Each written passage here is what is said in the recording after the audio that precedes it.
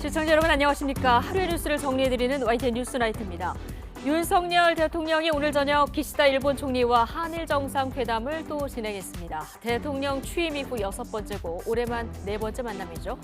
오늘 ICBM을 발사한 북한 규탄에는 한 목소리를 냈는데 민감한 오염수 방류 관련해서는 어느 정도 수위로 대화를 주고받았을까요? 취재기자 연결하고 나이트 포커스에서도 다뤄보겠습니다.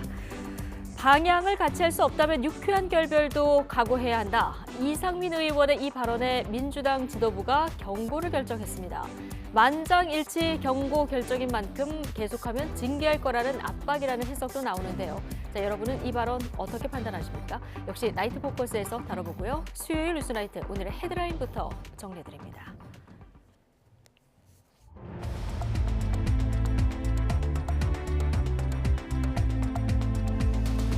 7월 10일 수요일 뉴스나이트 주요 뉴스입니다. 한일 정상회담에서 윤석열 대통령이 오염수 방류와 관련해서 국민의 건강과 안전을 최우선으로 고려해야 한다고 강조했습니다. 기시다 일본 총리는 문제가 발생할 경우 방출 중단을 포함해 적절한 대응을 취할 것이라고 말했습니다. 북한 ICBM 발사와 관련해서 윤석열 대통령이 리투아니아 현지에서 긴급 국가안전보장회의를 열었습니다. 윤 대통령은 불법 핵미사일 개발에는 대가가 따를 것이라면서 한국과 나토의 긴밀한 공조를 강조했습니다. 일본 규슈에 400mm가 넘는 폭우를 쏟아부었던 장마전선이 이번에는 우리나라로 향합니다. 내일 밤부터 모레 오전까지 수도권에 시간당 30에서 80mm의 물폭탄이 쏟아질 것으로 예상되고 있습니다.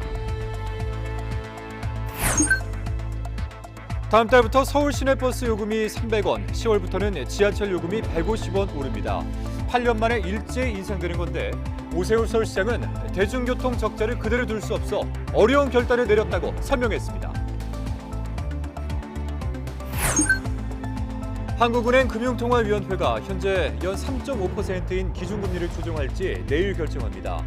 물가 상승률이 2%대로 내려온 상황에서 4차례 연속 동결될 거란 전망이 우세합니다. 보건의료 노조가 인력 확충 등을 요구하며 내일부터 19년 만에 대규모 총파업에 나섭니다. 이미 병원 진료와 수술 등이 차질을 빚고 있는데 정부는 파업 처리를 촉구했습니다. 윤석열 대통령이 나토 정상회의를 계기로 일본 기시다 후미오 총리와 정상회담을 열었습니다. 윤 대통령은 특히 후쿠시마 원전 오염수 방류와 관련해서 점검 과정에 한국 전문가 참여를 요청했습니다. 기시다 총리는 기준치 초과 시 방류를 중단하겠다고 약속했습니다. 자세한 내용 취재기자 연결해서 알아보겠습니다. 박광률 기자. 네, 정치부입니다. 네, 자 윤석열 대통령과 기시다 후미오 총리 2달여 만에 다시 만난 건데요. 역시 후쿠시마 오염수 의제가 가장 관심을 끌었죠? 네, 그렇습니다. 우리 시각으로 저녁 7시 5분 시작한 한일 정상회담은 7시 35분 끝났습니다. 이 두 정상의 만남은 지난 5월 히로시마 G7 이후 2달여 만이자 올해 들어 4번째인데요. 이 국제원자력기구 IAEA의 최종 보고서 발표에 이어 일본 측의 오염수 방류가 임박한 시점이어서 더 관심이 집중됐습니다. 윤석열 대통령은 후쿠시마 오염수와 관련해 국민의 건강과 안전을 최우선적인 요소로 고려해야 한다고 강조했습니다. 원자력 안전 분야 대표적 유엔사나 국제기구인 IAEA의 발표 내용을 존중한다면서 다만 계획대로 방류 전 과정이 이행되는지 모니터링 정보를 실시간으로 우리 측과 공유하고 또 이 방류 점검 과정에서 우리 전문가의 참여를 요청했습니다. 또 방사성 물질의 농도가 기준치를 초과할 경우 즉각 방류를 중단하고 우리 측에 그 사실을 알려달라고 언급했습니다. 이에 대해 기시다 총리는 이 해양 방출 안전성에 만전을 기해서 양국 국민의 건강과 환경에 악영향을 주는 방출은 하지 않겠다고 밝혔습니다. 또 방출 뒤 IAEA 검토는 물론 이 모니터링 정보 역시 높은 투명성을 갖고 신속하게 알리겠다며 만일 모니터링에서 방사성 물질의 농도가 기준치를 초과하는 등 문제가 발생하면 즉각 방출 중단을 포함한 적절한 대응을 취할 거라고 설명했습니다. 네, 북한의 대륙간 탄도미사일 ICBM 도발과 관련한 의견 교환도 있었죠. 네, 윤 대통령과 기시다 총리는 북한의 ICBM 발사에 대해 한 목소리로 규탄하고 공동 대응 의지를 강조했습니다. 북한의 도발이 유엔 안보리 결의에 대한 중대한 위반이자 한반도와 영내 긴장을 고조시키는 심각한 도발이라고 비판했는데요. 두 정상의 회담 모두 발언 들어보시죠. 오늘 북한은 지난 4월에 이어 또다시 ICBM을 발사했습니다. 이는 지역과 세계의 평화와 안정을 위협하는 도발 행위이자 유엔 안보리 결의에 대한 명백한 위반입니다. 北朝鮮による ICBM 級弾道ミサイルの発射は、国際社会の平和と、安全を脅かすものであり、強く非難いたします。日米韓が緊密に連携していくことが必要です。 두 정상은 이 한미일 안보 협력을 강화하기 위한 3국 정상회의 개최에 대한 미국의 제안을 환영한다고도 밝혔습니다. 이 바이든 대통령의 제안으로 급물살을 탄 한미일 정상회담은 이 다음 달 말 워싱턴에서 열리는 것으로 조율되고 있습니다. 이와 함께 두 정상은 인도태평양 지역의 전략적 중요성에 공감한다며 이 양국의 관련 구상 추진 과정에서 연대 의지를 드러냈습니다. 지금까지 정치부에서 YTN 박광렬입니다. 일본이 이르면 다음 달 후쿠시마 오염수 방류를 앞두고 국내외 막바지 설득에 나서고 있습니다. 한국 야당과 중국의 반발 그리고 일본 어민들의 반대 속에 나토 정상회담 뒤에 구체적인 방류 시기가 정해질지에 관심이 쏠립니다. 도쿄에서 김세호 특파원입니다. 일본 정부가 IAEA 최종 보고서를 바탕으로 오염수 방류를 위한 막판 여론전에 속도를 내고 있습니다. 기시다 총리는 나토 정상회담 기간 각국 정상들을 만나며 오염수 외교전에 돌입했습니다. 일본 경제산업상은 후쿠시마현 어민단체를 또다시 찾아 설득에 나섰습니다. 関係者の理解なしにはいかなる処分も行わないという方針は遵守していきます. 하지만 어민단체는 방류를 반대하는 입장에서 조금도 물러서지 않고 있습니다. 容認する立ち位置には立てないということはお話ししました. 주요 이해 당사국인 남태평양 섬나라들 사이에서는 의견이 엇갈리는 것으로 전해졌습니다. 쿡 제도의 마크 브라운 총리는 IAEA 사무총장과의 회담에서 태평양 섬나라들의 견해가 갈리는 만큼 IAEA와 일본이 계속 대화해야 한다고 촉구했습니다. 이런 가운데 우리 야당은 도쿄에서 사흘째 가두 시위를 이어갔고 기자회견을 통해 국제사회가 대안을 찾으라고 촉구했습니다.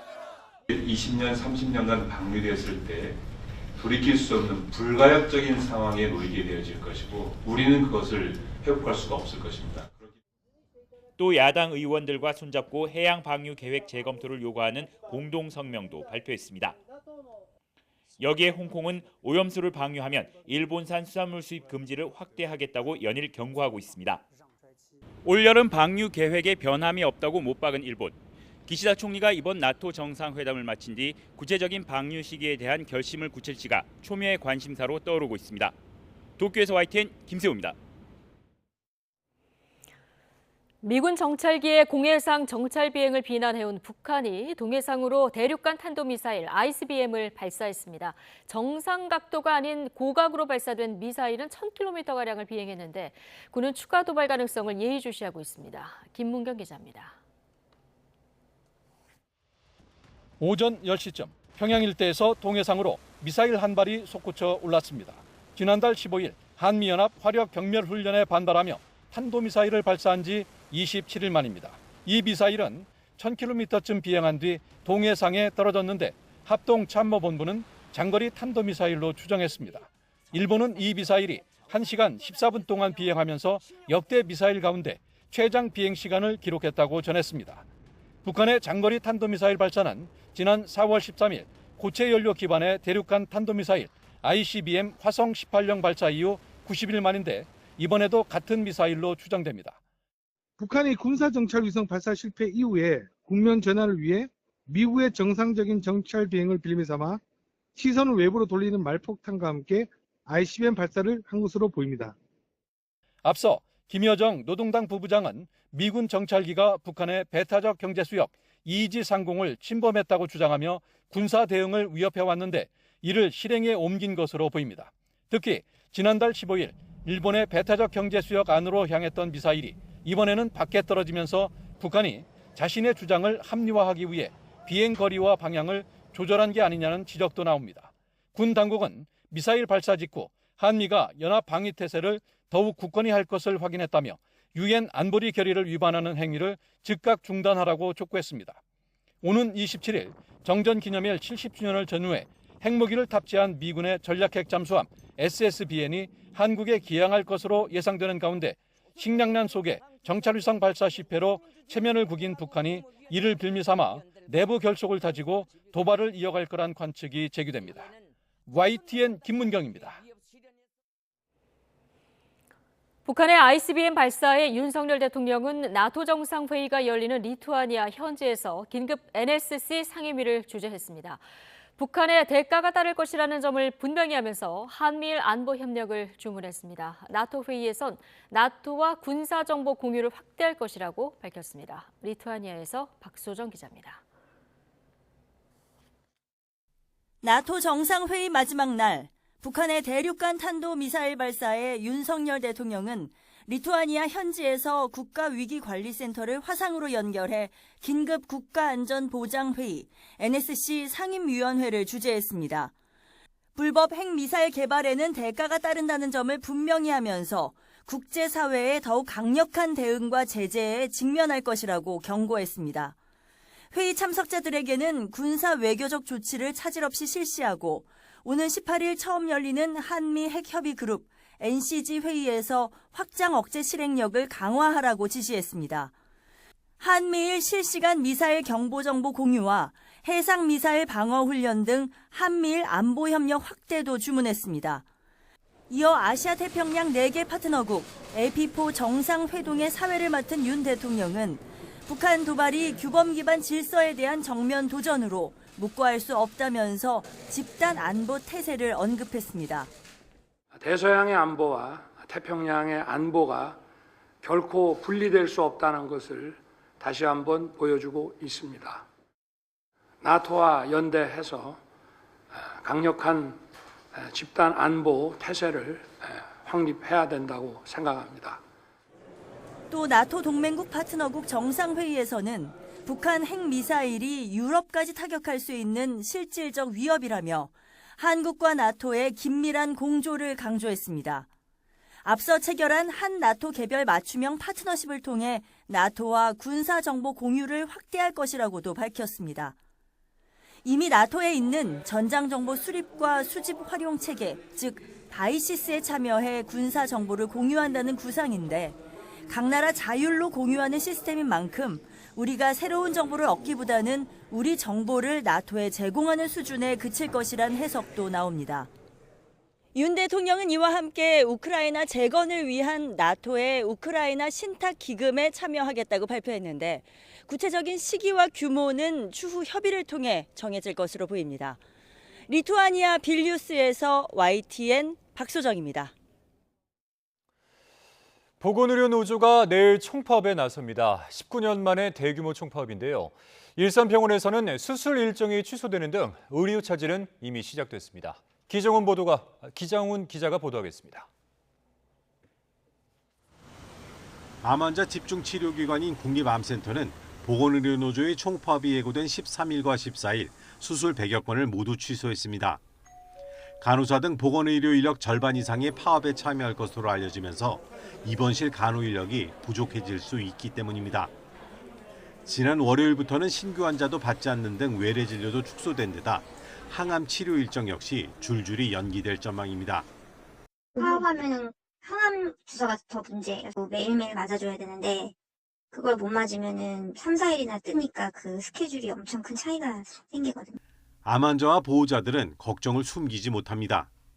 치료가 양성자 치료 기계가 이제 서울 삼성병원이나 여기만 있다 해가지고 그래가지고 이제 올라왔어요. 치료가 이제 1시가 급한데 늦어지면 이게 많이 안 좋아질 수도 있으니까 걱정되죠. 저는 지금 관리를 하고 있는 차원이기 때문에 하지만 정기적으로 와야 되는데 계속 이게 파업이 길어진다면 굉장히 우려스럽죠. 보건의료노조는 인력 확충과 간호간병 통합서비스 전면 확대 등을 요구하며 무기한 총파업으로 진행될 가능성까지 열어두고 있습니다. 그러나 간호법 제정 과정에서 간호협회와 다른 편에 섰던 의사협회 등 일부 의료단체들은 파업에 대한 우려를 나타냈습니다. 환자의 생명을 실질적으로 위협하는 중대한 결과를 초래할 가능성이 크기에 심히 염려된다. 정부는 파업에 참여하는 상급 종합병원장들과 상황 점검 회의를 열고 응급실과 중환자실 등의 필수 유지 업무가 잘 이행되는지 등을 점검했습니다. 정부도 응급실, 중환자실, 분만실 등 필수 유지 업무가 각 의료기관에서 제대로 이행되고 있는지 지속적으로 모니터링하고 지원해 나가도록 하겠습니다. 복지부는 간호사 등의 근무 환경 개선을 위한 다양한 정책을 추진하고 있다며 다시 한번 파업 철회를 촉구했습니다. YTN 기정훈입니다. 일본 북부에 400mm 안팎의 폭우를 쏟아부었던 장마 전선이 우리나라로 북상하고 있습니다. 장마가 내일부터 다시 시작되는 건데 수도권에 최고 250mm가 넘는 물폭탄이 예고돼 철저한 대비가 필요할 것으로 보입니다. 정혜윤 기자입니다. 황토빗물이 무서운 기세로 주변을 휩습니다. 주택과 다리는 순식간에 제 모습을 잃었습니다. 도심 도로에도 빗물이 폭포수처럼 쏟아지며 침수 피해가 속출합니다. 역대급 장맛비로 순식간에 물바다가 된 일본 규슈 북부의 모습입니다. 400mm가 넘는 역대급 호우를 쏟아부은 장마 전선이 이번에는 우리나라로 향합니다. 남쪽 북태평양 고기압이 확장하고 중국에서 발달한 저기압이 우리나라로 다가오면서 다시 정체 전선이 만들어지겠습니다. 특히 남쪽 뜨거운 공기와 북쪽 찬 공기가 부딪히며 중부지방에 길고 강한 폭우구름이 만들어질 것으로 보입니다. 기상청은 내일과 모레 수도권에 최고 250mm, 그 밖의 중부지방에도 최고 200mm 이상의 호우를 예고했습니다. 특히 내일 밤부터 모레 오전 사이 시간당 30에서 80mm의 물폭탄이 쏟아질 것으로 우려됩니다. 서로 다른 공기들이 충돌을 하면서 세력 싸움을 하는 가운데 이동 속도는 매우 느릴 것으로 예상이 됩니다. 따라서 한 지역에 강한 강수가 집중될 가능성도 매우 높다라는 점.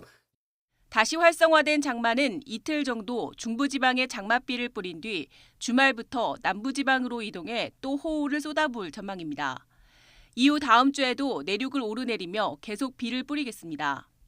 특히 다음 주 중반에는 태풍이 남긴 수증기가 가세할 가능성도 있어 이번보다 더 강한 비가 우려됩니다. 기상청은 호우에 대비해 하수도와 배수구를 점검하고 산사태와 토사 유출, 축대 붕괴 등에 철저히 대비해달라고 당부했습니다. YTN 정혜윤입니다. 서울 대중교통 요금이 8년여 만에 일제히 오릅니다. 당장 다음 달부터 시내버스 요금이 300원 오르고 지하철 요금은 10월부터 150원이 오르는데요. 운영기관 적자가 심각한 상황이긴 하지만 서민 입장에서는 고물가 시대에 교통비마저 죄다 오르며 한숨이 더욱 깊어지게 됐습니다. 차유정 기자입니다. 10월부터 서울 지하철 요금이 오릅니다. 쟁점이 됐던 요금 인상폭은 일단 150원. 현재 교통카드 기준 1250원이 1400원이 됩니다. 원래는 300원 올리는 계획이었지만 정부의 공공요금 동결 기조에 맞춰 먼저 150원을 올리고 내년에 150원을 추가 인상하기로 했습니다. 시내버스는 예고대로 300원 올라 다음 달인 8월 12일부터 교통카드 기준 1200원에서 1500원이 됩니다. 마을버스는 300원, 광역버스는 700원, 심야버스는 350원이 오릅니다. 급증하는 대중교통 적자를 더는 방치할 수 없다는 이유에서입니다. 교통공사는 1조 2천억 적자죠. 또 버스업계도 한 8,500억 정도가. 이제 그런 상황에서 요금 올리고 싶은 서울시장이 어디 있겠습니까? 더 이상 버티기 힘든 적자 구조 때문에 어려운 결단을 했고요. 시는 요금 인상으로 오는 2025년까지의 평균 운송적자 전망치가 지하철은 3천억여 원, 버스는 2천억여 원 감소할 것으로 봤습니다.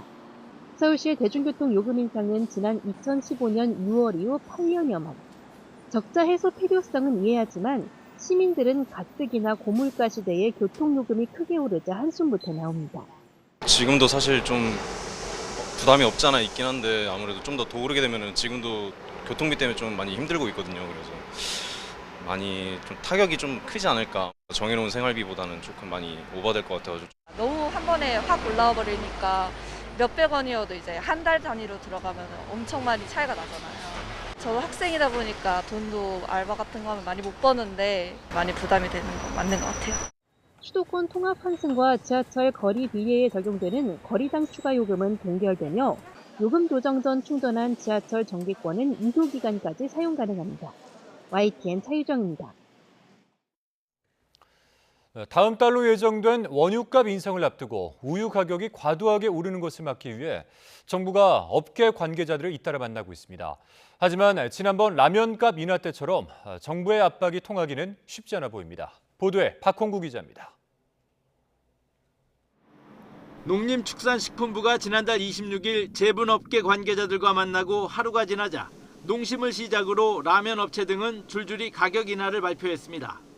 제분업체들이 정부의 말을 듣고 밀가루 공급 가격을 5% 내리기로 하자 밀가루를 원료로 쓰는 라면과 식품업계가 화답한 것입니다.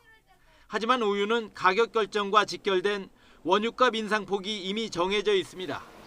올해 원유값은 지난해 생산비를 고려해 리터당 최소 69원에서 104원 사이에서 오를 예정입니다. 지난해 우크라이나 전쟁 여파로 오를 대로 오른 사료값이 반영돼 원유값 인상폭이 정해진 겁니다. 작년도에 우크라이나 사태 터지고 사료 가격이 올라갔던 그 생산비를 가지고 지금 이야기를 하는 거고. 지난해 원유값이 49원 올랐을 때 우유업체들은 2, 3주 뒤에 흰우유 가격을 4.7%에서 8.6% 인상했습니다.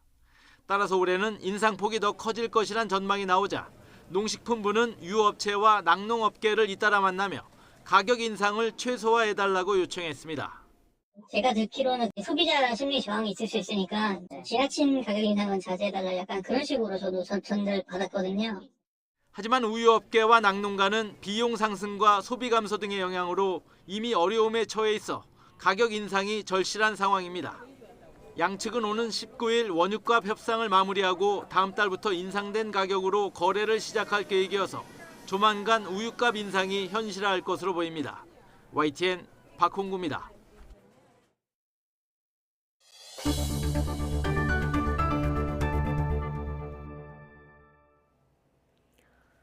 김건희 여사 일가 땅 주변으로 서울 양평고속도로 종점 변경안을 제안한 건 문재인 정부 때 용역 사업을 따낸 민간 전문업체라는 국토교통부의 해명을 놓고 정치권의 공방이 거셉니다. 전임 정부가 김 여사에게 특혜를 주려고 한 것이냐는 여당의 비판에 야당은 인수위가 공존하던 시절 누구의 입김이 더 강했겠느냐면서 물러서지 않고 있습니다. 관련 논란을 권남기 기자가 정리했습니다. 정부와 공공기관이 발주한 각종 용역사업의 입찰 내역 등을 확인할 수 있는 나라장터 사이트입니다. 김건희 여사 일가 땅 주변으로 서울 양평 고속도로 종점을 둔 이른바 대안이 제시된 민간업체의 타당성 조사 용역 과정도 공개돼 있습니다. 노선 대안 선정을 목표로 한 국토부의 과업 지시서는 문재인 정부 말기인 지난해 1월 작성됐습니다. 이후 민간 전문업체를 대상으로 입찰이 진행됐고 최종 결과는 지난해 3월 15일 발표됐습니다. 윤석열 정부 인수위 출범일인 3월 18일보다 사흘 먼저입니다. 대안을 검토하라는 과업 지시와 용역업체 선정 모두 문재인 정부에서 이뤄진 겁니다. 전임 정부가 당시 유력 대선 후보 부인에게 특혜를 주려고 노선 변경을 기획한 거냐며 국민의힘이 발끈하는 이유입니다. 노선 변경과 관련해서 시작도 민주당 쪽에서 시작을 했고요. 민간업체 용역도 지난 정부 시절에 시작을 했고. 하지만 민주당의 생각은 다릅니다. 용역업체 선정은 문재인 정부 때 이뤄졌지만 본격적인 조사 분석 업무는 윤석열 인수위 시절에 진행됐기 때문입니다. 실제로 해당 업체가 양평고속도로 종점 변경안을 국토부에 보고한 건 용역 사업을 따내고 2달쯤 뒤인 지난해 5월 19일. 인수위 기간을 거쳐 윤석열 대통령과 원희룡 장관이 취임한 직후입니다. 임기 말 문재인 정부보다 새 정부의 입김이 강했을 거라며 의심의 눈초리를 거두지 않는 배경입니다. 문재인 정부가 선정한 용역회사가 변경 노선을 제안했다는 것은 사실 왜곡입니다. 정권이 바뀐 뒤에 노선이 바뀐 것입니다. 물론 사업 전면 백지화로 승부수를 던진 원희룡 장관은 야당의 공세를 정면 반박했습니다. 취임 3일이라면 어떤 상태냐면요. 그 산하기관들 인사 다니는 일정도 못 끝낸 상태예요. 김건희 여사 일가 땅 주변으로 종점 변경안을 제안한 민간 업체의 용역 결과가 양평고속도로 사업 논란의 뜨거운 쟁점으로 떠오르고 있습니다. YTN 권남기입니다. 네, 이렇게 정치권 공방이 치열해진 가운데 민주당은 윤석열 대통령이 직접 의혹에 답하라면서 국정조사 카드를 꺼내들었습니다. 국민의힘은 사업이 중단된 건 민주당의 정치 선동 탓이라면서 사과부터 하라고 맞받았습니다. 김경수 기자가 계속해서 전해드립니다. 서울 양평고속도로 종점 변경 의혹을 대통령 처가 고속도로 게이트로 규정한 민주당은 공세 수위를 한층 끌어올렸습니다. 이재명 대표는 노선 변경안이 대통령직 인수위원회 때 마련됐다며 윤석열 대통령을 정조준했습니다. 인수위 1호 과제가 대통령 처가 특혜 몰아주기였습니까? 대통령이 왜, 누가, 어떤 경위로 고속도로 종점을 바꿨는지 답해야 합니다. 대통령의 답을 기다리겠습니다. 진상을 밝히기 위해 대통령실 소관 상임위인 국회 운영위를 열고 국정조사도 하자고 요구했습니다. 예비 타당성 조사까지 통과한 종점이 정권교체 직후 대통령 처가 땅 근처로 바뀐 게 의혹의 본질인데 정부가 거짓말과 사업 백지화로 논점을 흐린다는 이유를 들었습니다. 거짓말과 물타기로 양평 고속도로 게이트 김건희 로드 의혹을 감출 수 없습니다. 그렇게 떳떳하시면 양평 고속도로 국정조사 특검까지 합의하시기 바랍니다. 국민의힘은 민주당 책임론으로 반격에 나섰습니다. 미국을 방문 중인 김기현 대표는 잘 나가던 사업에 민주당이 의혹을 제기해 찬물을 끼얹었다며 사과부터 하라고 날을 세웠습니다. 윤재옥 원내대표도 노선 변경안은 문재인 정권 때부터 논의된 거라고 거듭 강조하며 대통령 처가 특혜 의혹을 정면 반박했습니다. 그걸 뭐 인수위 시절에 했다 이렇게 주장하는 것은 누가 봐도 동의할 수 없는 일방적인 주장입니다. 우리 국민들이 현혹되지 않을 것이라고 저는 생각합니다. 특히 이재명 대표가 또 가짜뉴스로 선동한다고 주장하며 국정조사 요구 역시 정쟁을 확대하려는 시도라고 선을 그었습니다. 국정조사는 조자령에 헌칼 쓰듯 마구 휘두르는 것이 아닙니다. 민주당의 선동으로 인해 애꿎은 양평 국민들이 피해보고 있습니다.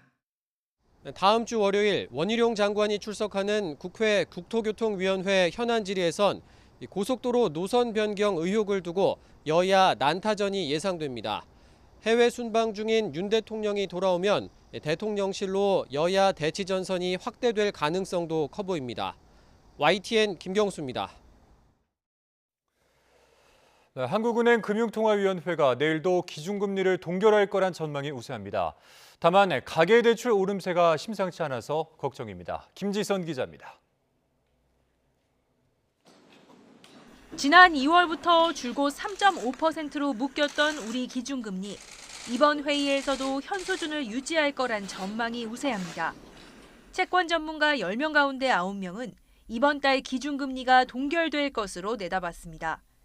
지난달 물가 상승률이 2%대로 내려온 데다 새마을금 고발 금융 불안 우려가 커진 상황에서 굳이 인상을 택할 이유가 없기 때문입니다. 이번에도 동결한다면 4차례 연속입니다. 그래서 물가 상승률 측면에서는 기준금리를 더 올릴 필요는 없고 현재 수준을 유지하는 것만으로도 물가가 빠르게 하락하고 있기 때문에 이런 부분에서 물가 상승률을 고려했을 때는 추가적으로 기준금리를 올릴 필요는 없다고 보고요. 하지만 다시 고개를 들고 있는 가계부채는 걱정입니다. 올해 들어 은행 가계대출이 큰 폭으로 감소하나 싶더니 4월부터 주택담보대출을 중심으로 다시 늘기 시작한 겁니다. 동결을 택했던 지난 5월 금융통화위원회에서도 이런 우려가 나왔습니다. 추세적으로 자리를 잡을 그럴 위험이 있다면 저는 한국은행뿐만 아니라 지금 저희 기재부 또 감독당국 모두 가계부채를 GDP 대비로 올라가지 않도록 관리하는 것은 중요하다는 데서 공감대가 있는 것으로 생각합니다. 미국이 한 번 이상 추가 금리 인상을 예고한 만큼 한미금리 역전폭이 2%포인트 넘게 벌어질 수 있는 건 변수입니다. 그럴 경우 외국인 투자 자금이 빠져나가며 환율도 출렁일 수 있기 때문입니다.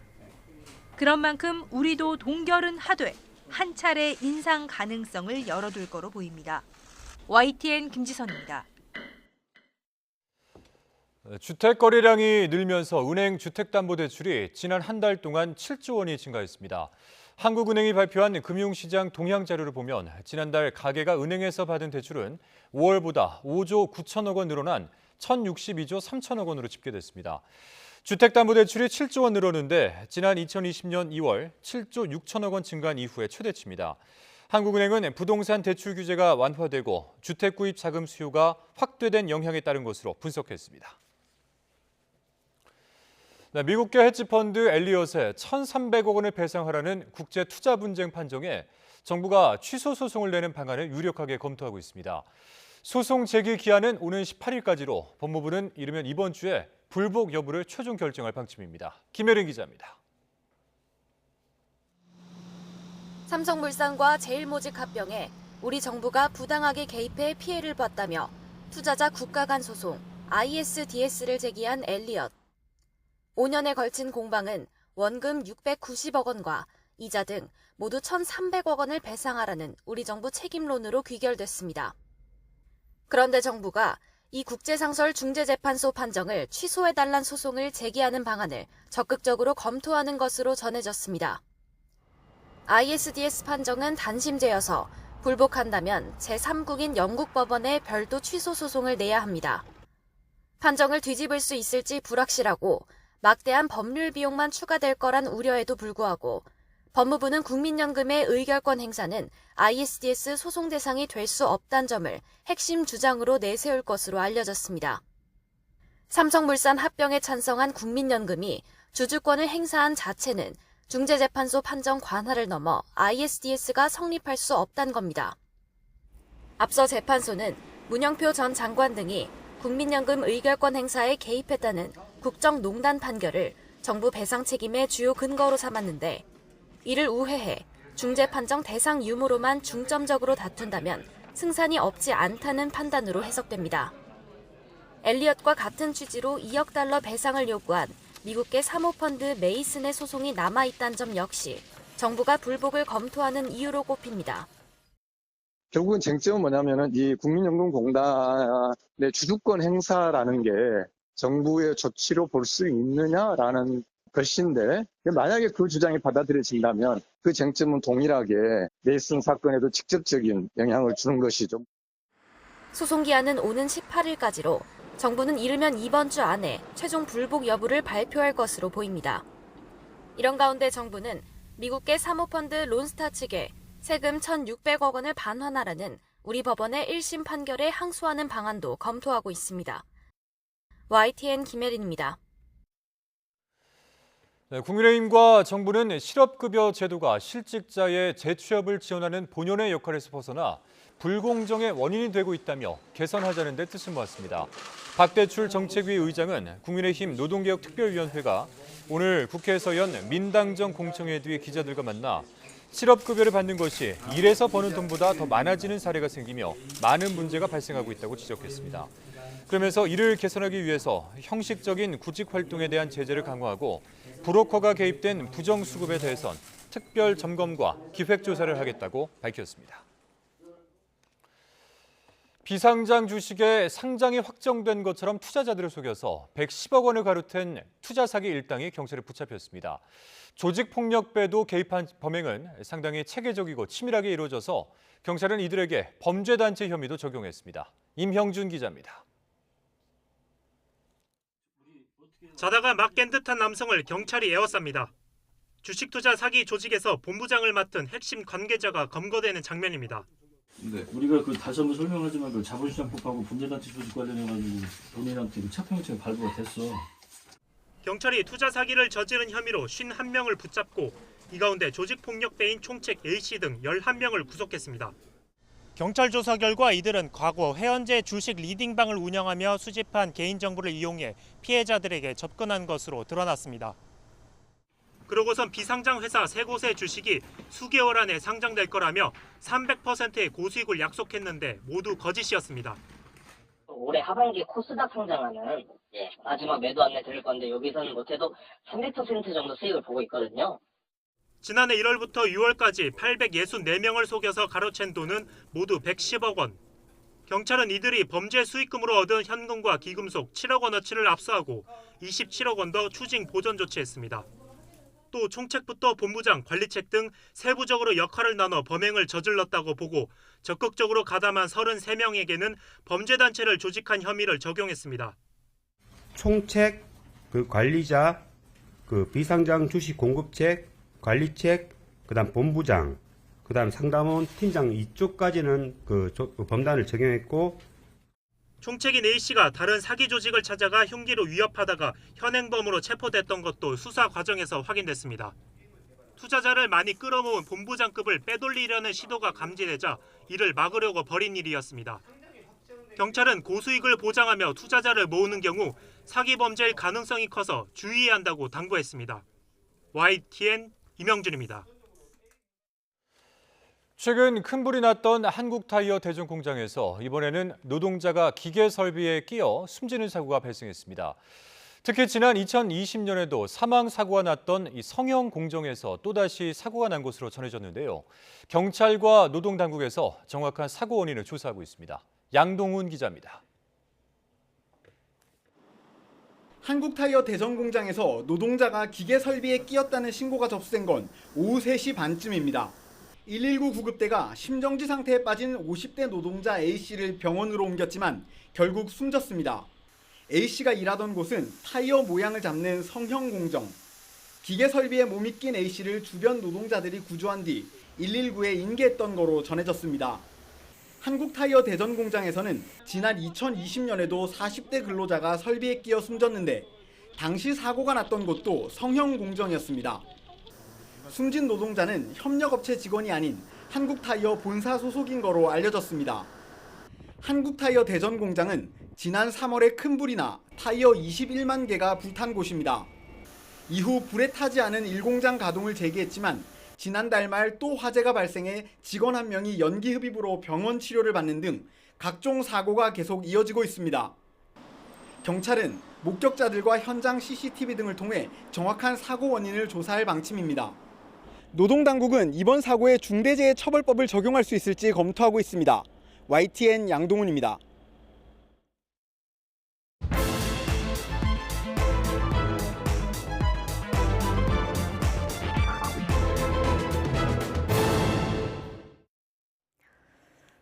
정치권 관심 뉴스들 진단해보는 나이트 포커스. 오늘은 김재섭 국민의힘 도봉갑 당협위원장 그리고 서용주 더불어민주당 상근 부대변인 두 분과 함께하겠습니다. 어서 오십시오. 네. 안녕하세요. 안녕하십니까. 자, 윤석열 대통령 지금 나토 정상회의 참석 중인데요. 조금 전에 오늘 저녁이죠. 기시다 일본 총리와 한일 정상회담을 가졌습니다. 올해 들어서만 지금 한일 정상이 4번째 만나는 거예요? 한일 관계가 급속도로 좋아지고 있다는 방증일 거라고 생각합니다. 그러니까 문재인 정부 임기 동안 사실 한일 관계가 그 어떤 때보다 악화가 되었었고요.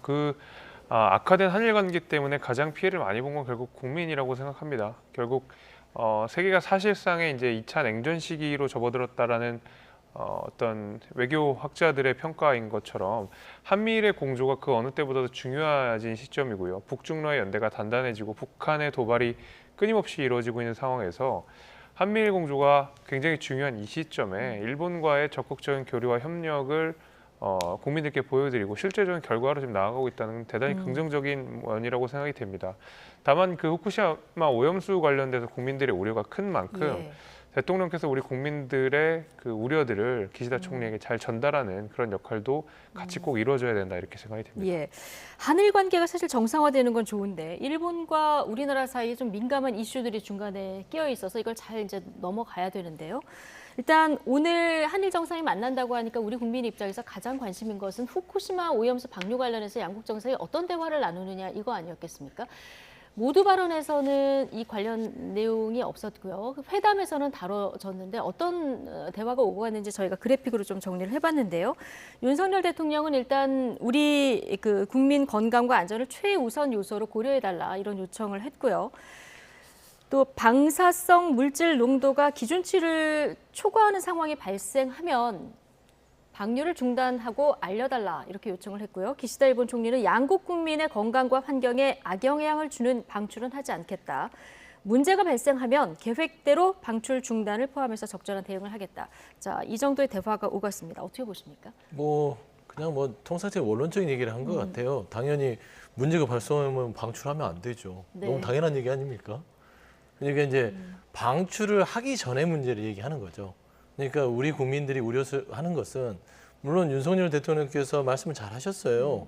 국민의 생명과 안전이 최우선이죠. 저희에게는 국익이잖아요. 그게. 예. 그래서 그런 부분을 고려해달라고 하는데 저는 좀 대통령께서 좀 지금 현재 일본하고의 어떤 한일 관계가 좋아지는 건 좋아요. 예. 근데 너무 그냥 일본에 좀 저자세로 가는 게 아닌가.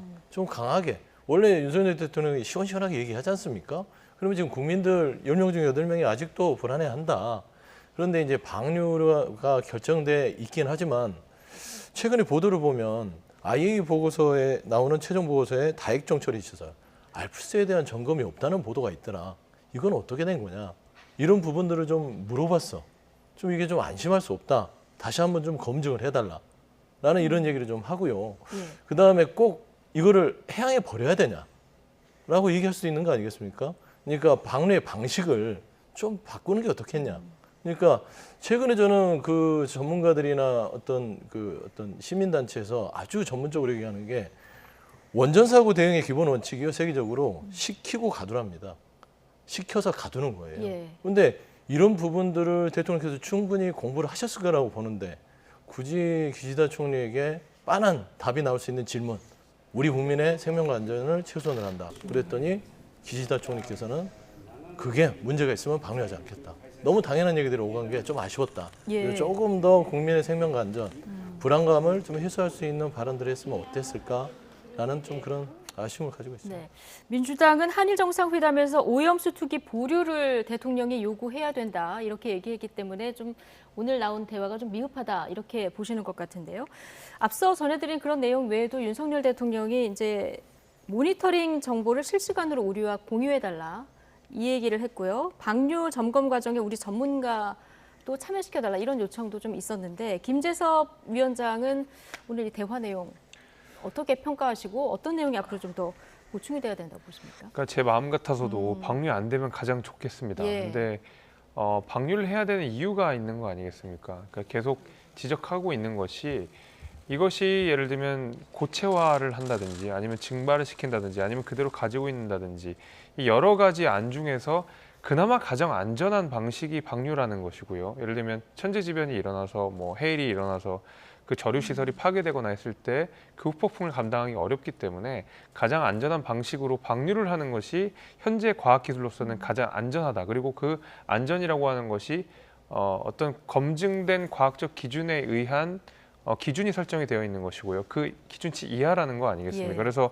방류를 지금 당장 대한민국 입장에서 금지를 하려 그러면 사실 지금보다 더 나은 방식들을 같이 이렇게 일본에게 고민을 하게 해야 될 텐데 현재로서는 그런 고민이 아마 없다 보니까 즉각적인 방류 금지 조치를 하지 못한 걸로 저는 생각이 됩니다.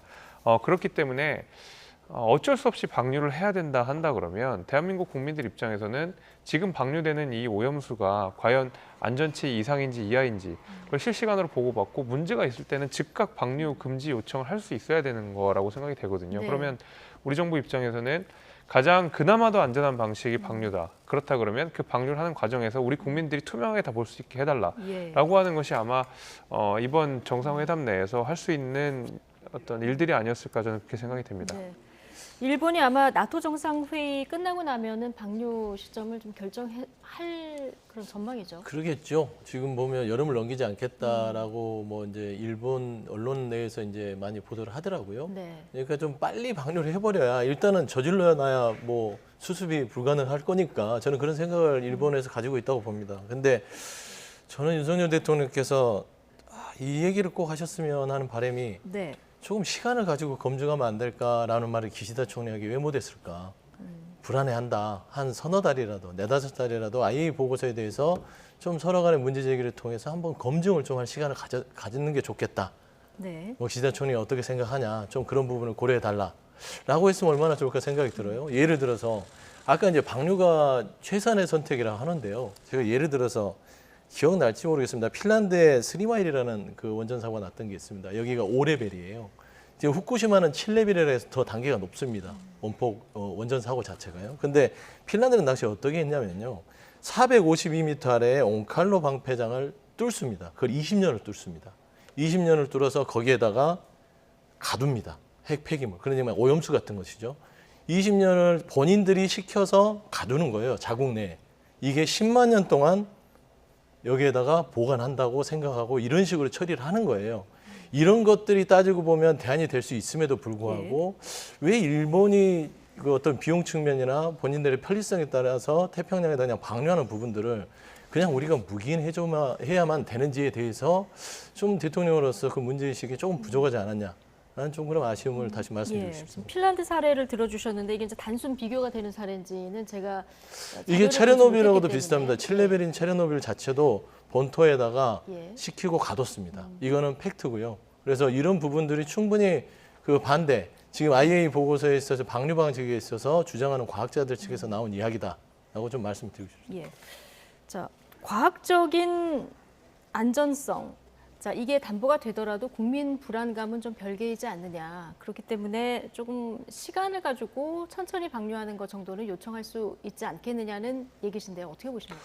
그러니까 지금 이걸 뭐 한 번에 다 쏟아내는 것이 아니고 지금 있는 그 저류되어 있는 오염수들을 수십 년에 걸쳐서 조금씩 모니터링을 해가면서 방류를 하겠다라는 입장 아니겠습니까? 그래서 뭐 갑자기 한 번에 다 쏟아지는 건 아니기 때문에 이것을 당장 굉장히 위험하다 이렇게 과학적으로 진단하기는 어려워 보이고요.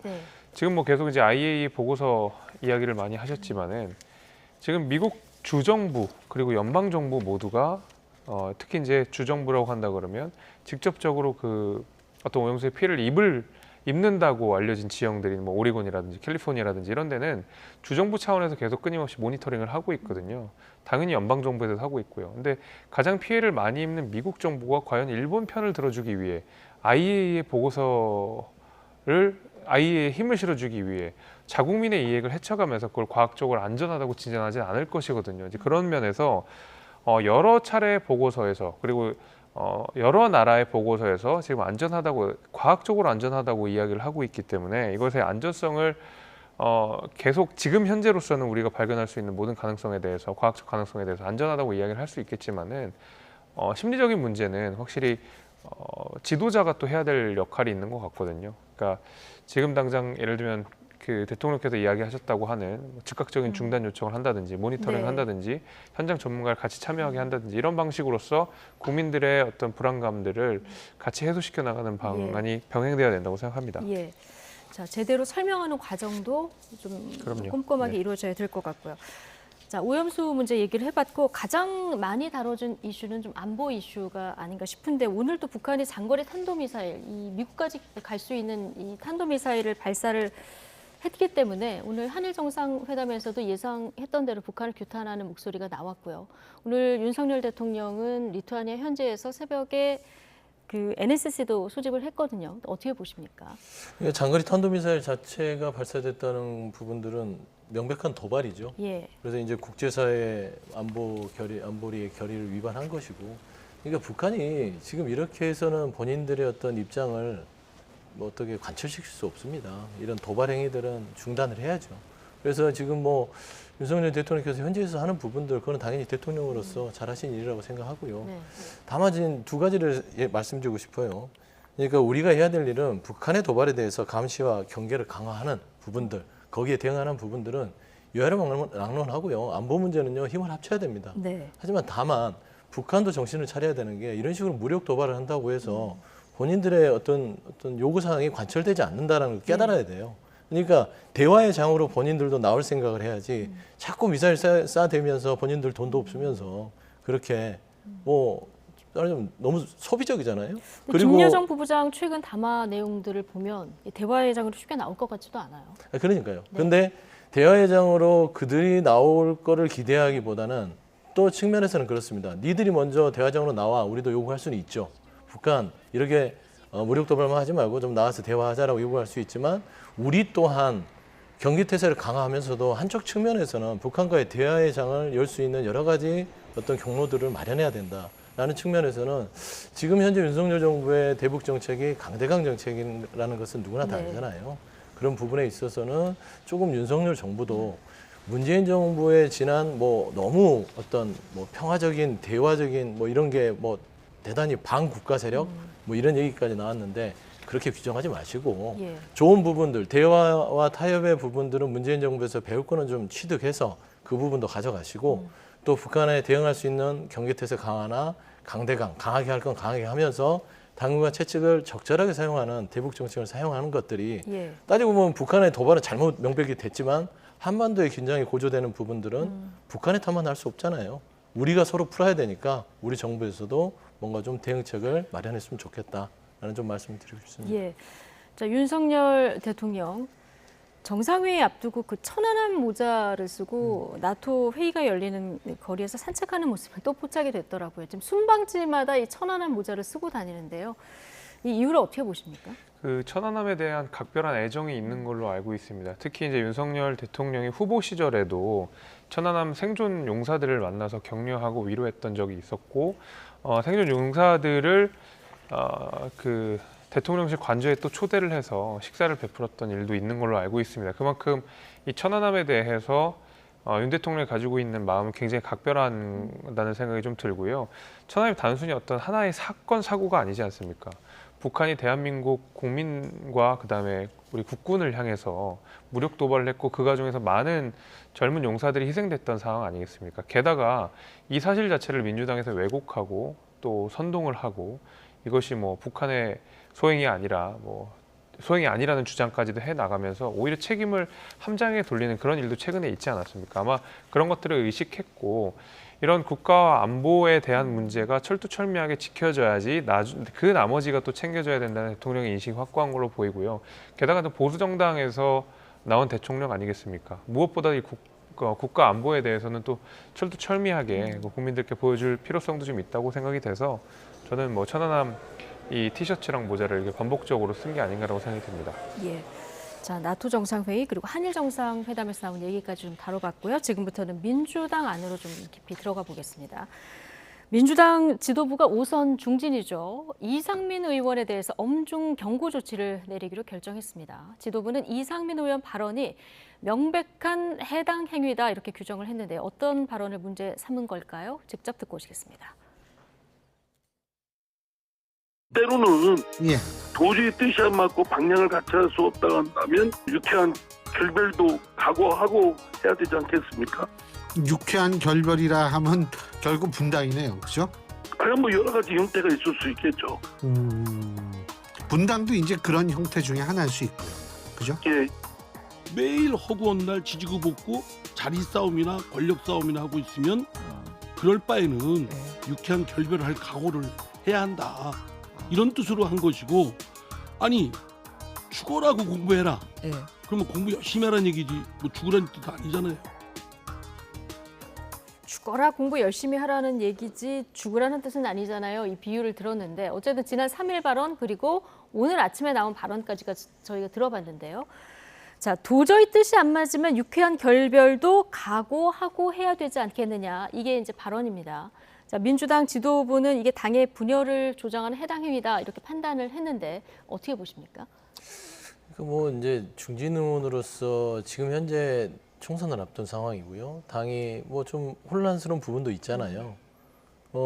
그런데 그 발언 자체가 분당 그러니까 당을 쪼갠다는 얘기예요, 솔직히. 네. 그러면 이거는 말하자면은 해당 행위에는 해당할 수 있습니다. 왜냐하면 당의 어떤 안정성과 평온성을 해치는 얘기잖아요.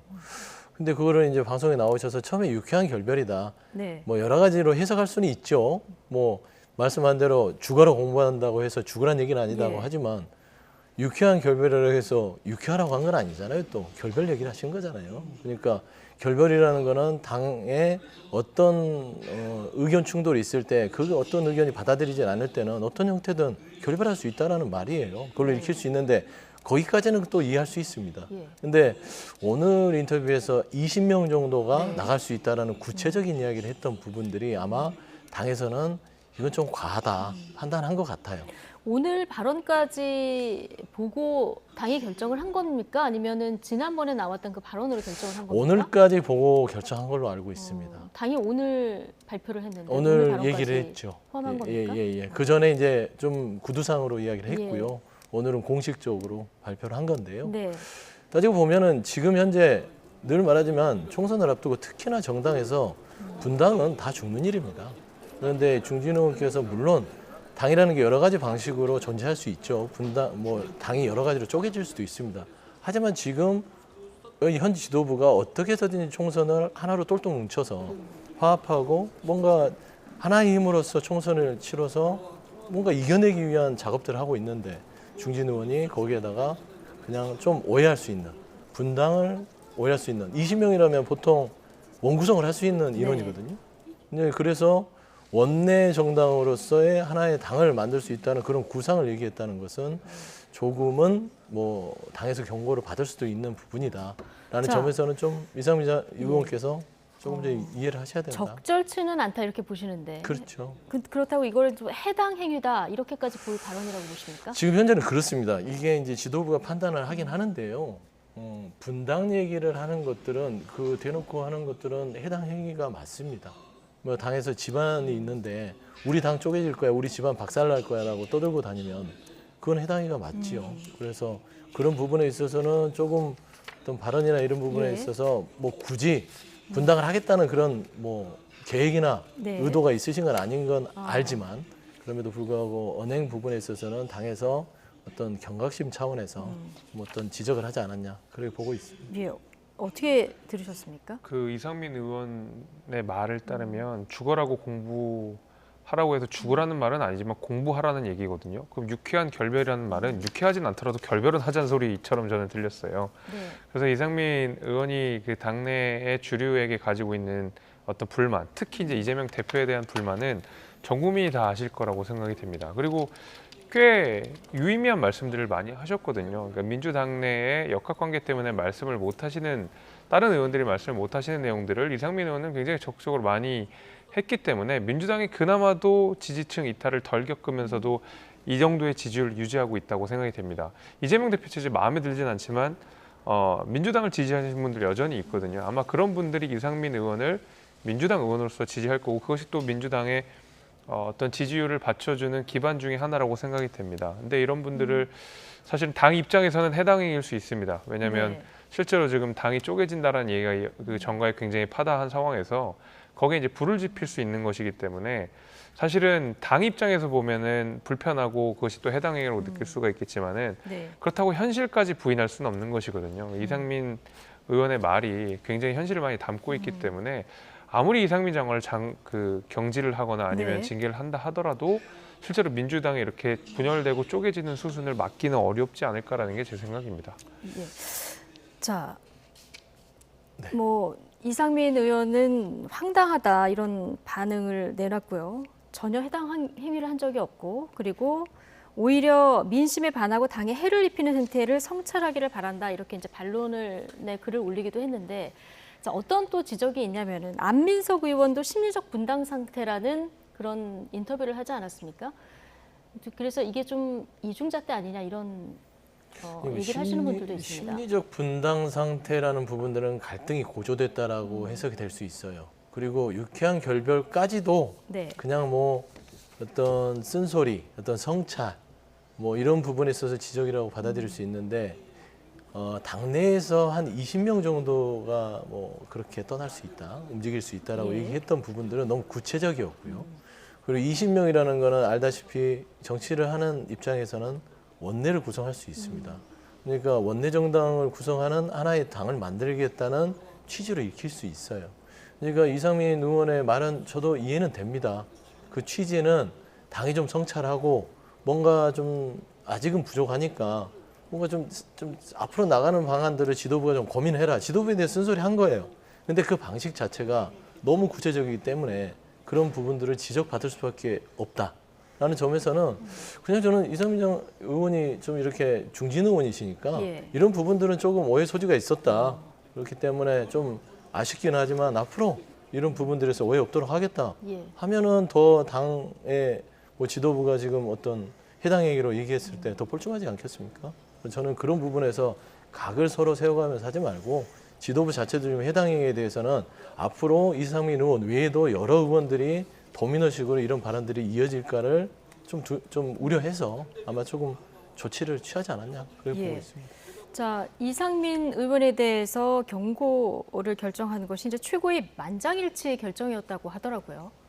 어떤 의미가 있는 겁니까? 지금 민주당 지도부가 굉장히 그 강성일색이라는 비판이 많습니다. 뭐 계속 말실수도 많았고요. 뭐 도넘은 정치적 공세를 이어간다는 비판도 굉장히 많았고 뭐 그랬기 때문에 아마 어떤 특별한 위기의식 같은 것들을 느꼈기 때문에 만장일치로 징계 여부를 결정하지 않았나 그렇게 생각이 됩니다. 지금 이재명 대표 체제를 믿지 못하는 민주당 내 의원들 굉장히 많으실 거라고 생각합니다. 게다가 스스로에 대한 공천이 확보되지 않는다 그러면 아니 이렇게 당을 이끌고 가서는 총선에 이길 수 없다라는 불만들이 계속 민주당 내에 터져 나올 것이고 지도부는 그 압력들을 계속 눌러야 되는 역할들을 해야 될 것 같거든요. 근데 이상민 의원이 그때 너무 아픈 얘기들을 많이 하셨던 걸로 보입니다. 지도부 입장에서는 굉장히 불편했던 걸로 보이고요. 자꾸 이상민 의원이 현실을 들추면 들출수록 지도부 입장에서는 어떤 당내 불만들이 가속화할 가능성이 대단히 높기 때문에 불가피하게 이것이 실제로 더 큰 분란을 일으킬 수 있다는 생각이 들음에도 불구하고 당장의 불을 끄기 위해 아마 징계 여부를 결정한 게 아닌가라고 생각이 됩니다.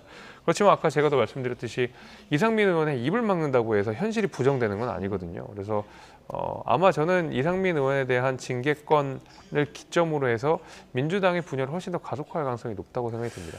근데 제가 한 말씀 드려야 될 게 이제 국민의힘이 바라는 게 민주당의 분열이거든요. 그렇지 않겠습니까? 민주당은 안 말하십니까?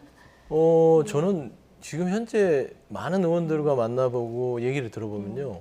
이상민 의원처럼 분당까지 생각하시는 분들은 없어요. 분당하면 우리는 다 망한다라고 얘기하시는 분들이 많습니다. 아니, 국민의힘이 바라는 게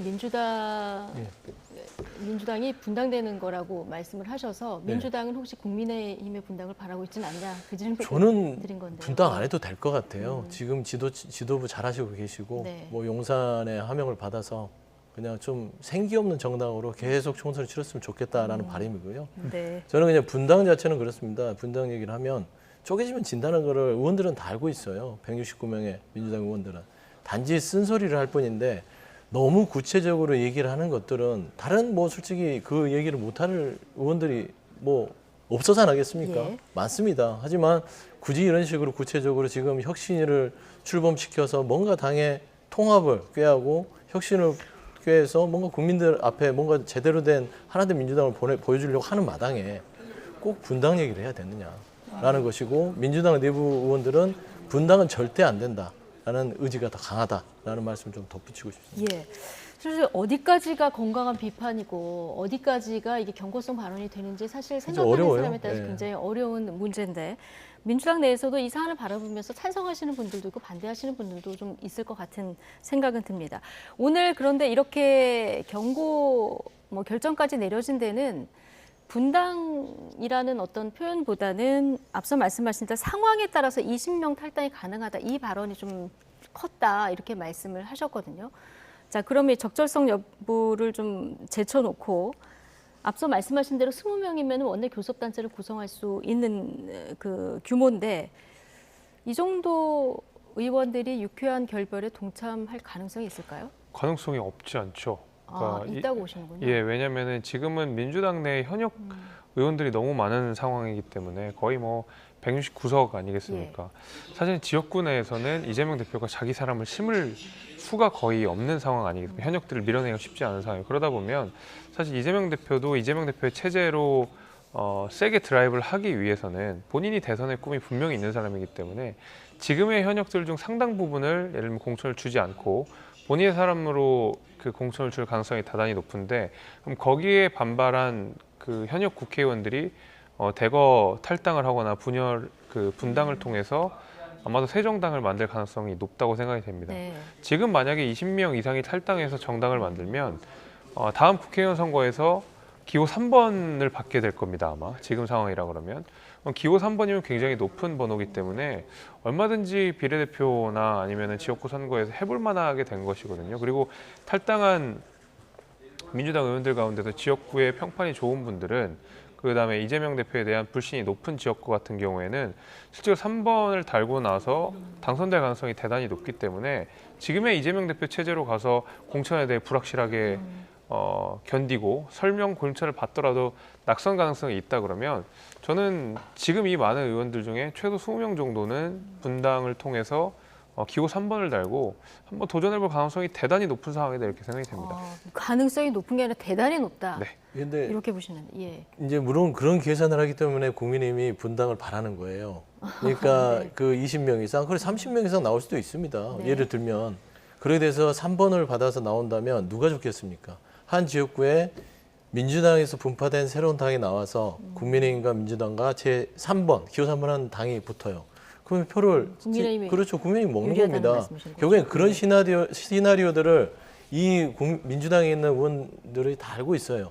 그런 계산법이 있기 때문에 어떤 민주당에 대한 충성도도 있겠지만 총선을 앞두고 예. 민주당이 실패하면 본인의 선거도 실패하는 겁니다. 그렇기 때문에 이게 같이 죽는 선택을 하지는 않을 하지 것이다. 않는다는 거예요. 그렇기 예. 때문에 제가 말씀드리는 거는 어떤 그런 실리적인 측면과 당이 쪼개지면서 민주당의 가치가 또 쪼개지는 부분들 이 두 가지를 다 의원들이 생각하고 있기 때문에 분당은 없다. 그런데 그 분당이 없는 상황에서도 불구하고 자꾸 분당에 대한 얘기를 하고 구체적으로 인원을 얘기하는 것들이 네. 과연 당에 도움이 되냐. 해야 당이 뭡니까? 당을 해야 한다는 거예요. 그런 부분에서 주의 조치를 내린 것이다 라고 이해하는 게 맞습니다. 알겠습니다. 자, 뭐 이런 얘기까지 나온 상황에서 어제 폭우 때문에 이재명 대표와 이낙연 전 대표 만남이 이제 연기가 된 이런 상황인데요. 이 회동을 앞두고 이낙연 전 대표가 저희가 미스터 쓴소리라는 별칭을 가지고 있는 분인데 김혜영 전 의원을 부산에서 이제 단독으로 만났다. 자, 이런 기사가 나오다 보니까 또 여러 해석이 나오더라고요. 이 만남은 어떻게 보십니까? 그러니까 이낙연 전 대표의 하나하나의 행보가 다 관심사고 네. 이 행보가 이재명 대표와 각을 세우는 그런 걸로 다 풀이가 되더라고요. 그러니까 기침만 해도 네. 뭐 이재명 대표가 각 세우는 거 아니야? 이런 뭐 말이 나오는데 김영 전 의원 같은 경우는 예전부터 좀 소신파였잖아요. 네. 예전에 문재인 정부 때도 그랬고 본인의 소신대로 발언하고 그래서 이제 최고위원까지도 지냈고 그런 부분에 있어서 아마 이낙연 전 대표의 인연도 있었고요.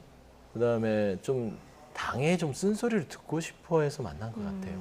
지금 현재 당의 많은 분들을 만났어요. 와서 네, 물론 어떤 이제 세를 규합한다기보다는 그렇죠. 세를 규합한다기보다는 쓴소리를 좀 듣고 듣고 싶은 거예요. 왜냐하면 이낙연 전 대표 주위에 말하자면 뭐 NY계라고 하죠. NY계 의원님들하고 자주 만나고 소통하고 교류를 하지만 그 외에 당을 지켜보는 객관적인 시각, 특히 김혜영 전 의원 같은 경우는 좀 당을 떠나 있는 지 오래됐잖아요. 예. 그래서 그러다 보니까 당 밖에서 객관적으로 당을 봤을 때 과연 제대로 가고 있는지 라는 측면에서 부산에 간 김에 김혜영 전 의원을 만나서 얘기를 들었지. 네. 김혜영 전 의원을 뭐 등에 업고 이재명 대표가 각을 세운다. 알겠습니다. 그런 거는 너무 정치적으로 좀 너무 일차원적이라고. 지금 뭐 기침만 해도 각을 세우는 거 아니냐 이런 해석이 나온다고 말씀해 주셨는데 김혜영 의원이 이재명 대표 면전에서도 이재명 대표를 비판하기도 해서 굉장히 쓴소리를 하는 대표 인물이라서 자, 어떻게 보십니까? 최근에 좀 인터뷰도 늘었던데요.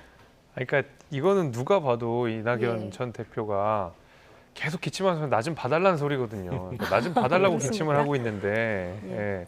그거 그냥 기침이다 이럴 수는 없는 거고 왜 하필 김혜영 의원을 만났겠습니까? 사실 굉장히 많은 의원들도 있고 마침 이재명 대표와의 회동도 취소된 그 마당에 하필이면 민주당 내에서 상징성이 있는 김혜영 의원을 만났다라고 하는 것 자체는 굉장히 큰 정치적 의미를 부여하는 것이죠. 게다가 이낙연 전 대표 굉장히 신중한 사람 아닙니까? 굉장히 엄중한 분이시고요. 그리고 김혜영 의원을 만났을 때의 그 정치권에서 해석하는 것이 어떤 것인지를 그 누구보다 잘하는 분일 겁니다. 이낙연 대표가. 그런데 김혜영 전 의원을 굳이 만나서 뭐 식사를 하고 회동을 하고 했다라고 하는 것. 그리고 최근에 김혜영 전 의원이 이재명 대표에 대해서 매우 강한 쓴소리를 했다라는 점들을 생각해 보면 분명히 이낙연 전 대표는 김혜영 의원을 만나서 대중들께 그다음에 이재명 대표에게 전달하고 싶은 메시지가 분명히 있는 것이죠. 당신으로 안 된다. 대안이 필요하다. 그 대안은 아마 내가 좋겠다라는 메시지를 분명히 던지는 거라고 봅니다. 기침하는 걸 좀 봐달라. 네, 이런 기침하는 취지일 걸 것이다. 좀 봐달라. 이렇게 해석을 해주셨습니다.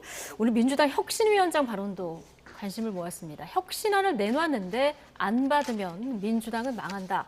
자, 매우 강한 발언이었는데요. 김은경 혁신위원장 발언 듣고 오시겠습니다. 토론을 하거나 서로 격론을 벌여서 좋은 안을 만들어내는 것까지는 저희들이 당연히 바라는 바인데 그 안에서 맥락 없이 싸우고 누구를 끌어내리고 누구를 올리고 그러는 과정에서 생겨나는 불필요한 분열은 저희들이 원치 않아서 그렇게 저희들이 전번에 방향성을 잡았던 것입니다. 내놓는다고 안 받으면은 민주당 망합니다. 망한다는 거 본인들이 지금 목 앞에 와 있어서 체감하고 있을 건데 지금 마지막 그렇게 힘겨루기 하는 것이라고 저는 보여지고요. 혁신안을 안 받으면 민주당은 망한다, 뭐 직격을 했는데 사실 1호 혁신안으로 제시한 불체포 특권 포기에 대해서도 지금 민주당 의원들이 결론을 내지 못하고 있어요. 그런 부분들이 좀 미진해 보이긴 하죠. 결론을 내야죠. 이제 따지고 보면 헌법에 보장된 불체포 특권이긴 하지만 예. 정치인들이 그 부분에 대해서 선언적 의미로라도 거기에 대해서 받아들이는 부분들이 있었으면 좋지 않을까. 그래서 아마 지금 의총이 열려서 그거를 논의하기로 했는데 네. 아마 여러 가지 지금 후쿠시마 오염수 문제 뭐 단식 들어가고 현안들이 있어서 현안 때문에 안 되는 겁니까? 그건 아니고 지금 논의를 하고 있는 걸로 알고 있습니다. 그래서 불체포 특권에 대해서 뭐 받아들이는데 좀 고민들이 있는 것 같아요. 보는 예. 시각들이 좀 있어요. 달라요. 그다음에 두 번째 보면 이제 혁신이 부분들은 외부에서 저희 도와주러 오신 분들이잖아요. 그렇기 때문에 그 입장이나 의견 어떤 뭐 제안하는 바는 다 존중해야 될 것 같고요. 예. 근데 좀 아쉬움을 조금 말씀드리면 좀 발언들이 너무 세요. 뭐 네. 콩가루네 망하네 뭐 이렇게 얘기하는 것들이 과연 네. 그러니까 내용으로서 혁신위의 어떤 권위를 보여줘야 되는 게 맞지 않겠냐. 나는 좀 그런 아쉬움은 저는 개인적으로 생각을 가지고 있어요. 알겠습니다. 네. 발언이 너무 다 세다. 자, 혁신위원장이 오늘 시민사회 원로와 식사를 하면서 들었던 발언도 좀 소개를 했는데 80년대 민주화를 위해서 희생한 인물에 대해서 높이 평가하고 헌신이 고맙지만 선배 의원들 본인들이 국회에 들어온 그 나이 때 후배들에게 길을 좀 내주고 새 얼굴을 보이게 하는 기준에서 공천하라고 원로들이 말했다. 이 얘기를 또 전했거든요. 586 용퇴론, 이게 민주당 혁신위에서 안건으로 다뤄질 것 같습니까? 근데 저 내용은 이미 한 10년 전부터 계속 쇄신안으로 나왔던 내용이기 때문에 전혀 새로울 것이 없는 내용이라고 생각합니다. 지금 혁신위에 힘이 안 실릴 수밖에 없는 게 네. 지금 민주당의 문제점 대한민국 국민들이 다 알고 계십니다. 민주당이 내놓은 1호 혁신안, 2호 혁신안, 이번에 나온 뭐 586 용태론까지 이미 시민사회뿐만이 아니라 민주당 내에서도 누차 몇 년째 계속 나오는 똑같은 메시지거든요. 근데 그것을 혁신위원회가 낸다고 해서 새로운 메시지가 될 수는 없는 거라고 생각이 됩니다.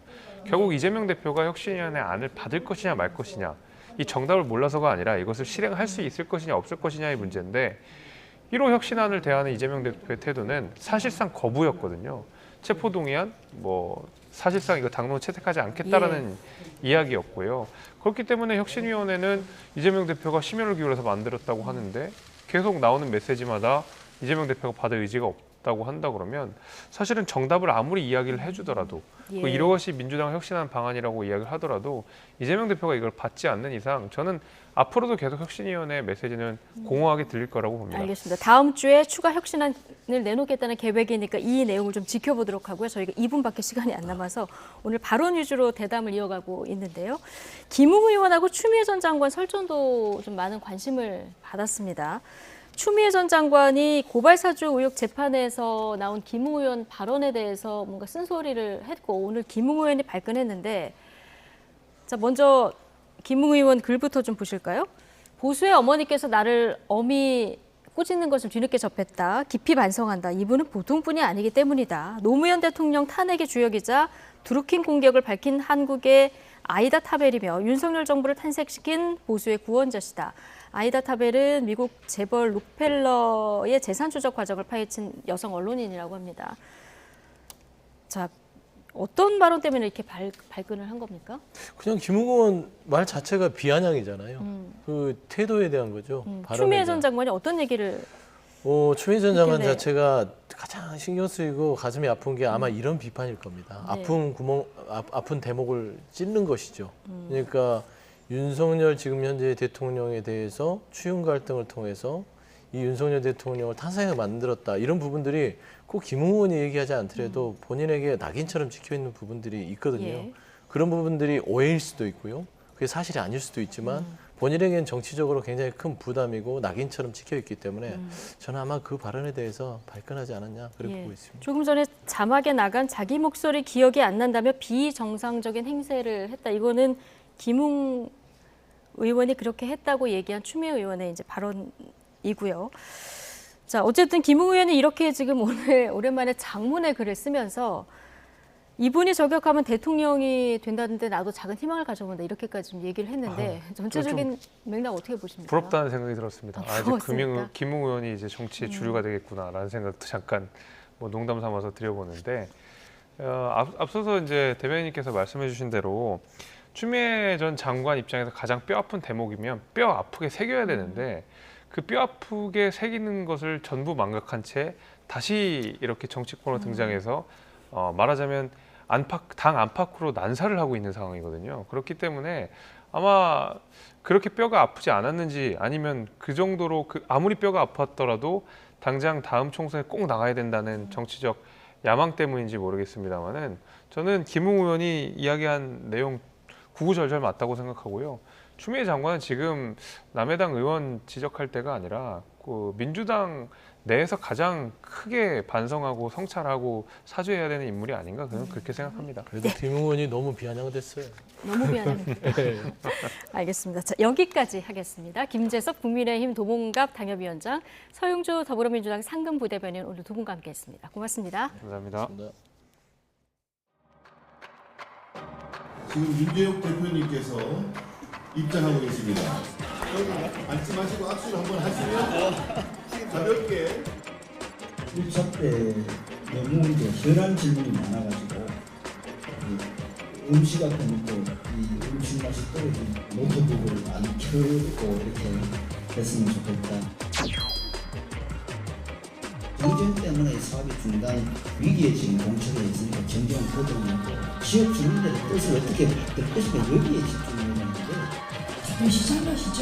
지금 표정들이 안 좋아지고 계셔가지고 지난번에 그런 부분을 하실 때 MBTI를 해서 알려주시라고 저한테 약속을 하셨는데 제가 ESFJ 이렇게 나오더라고요. 우리 저 보좌관이 그러더라고요. 되게 공감 능력이 뛰어나고 사회성이 좋은 거라고.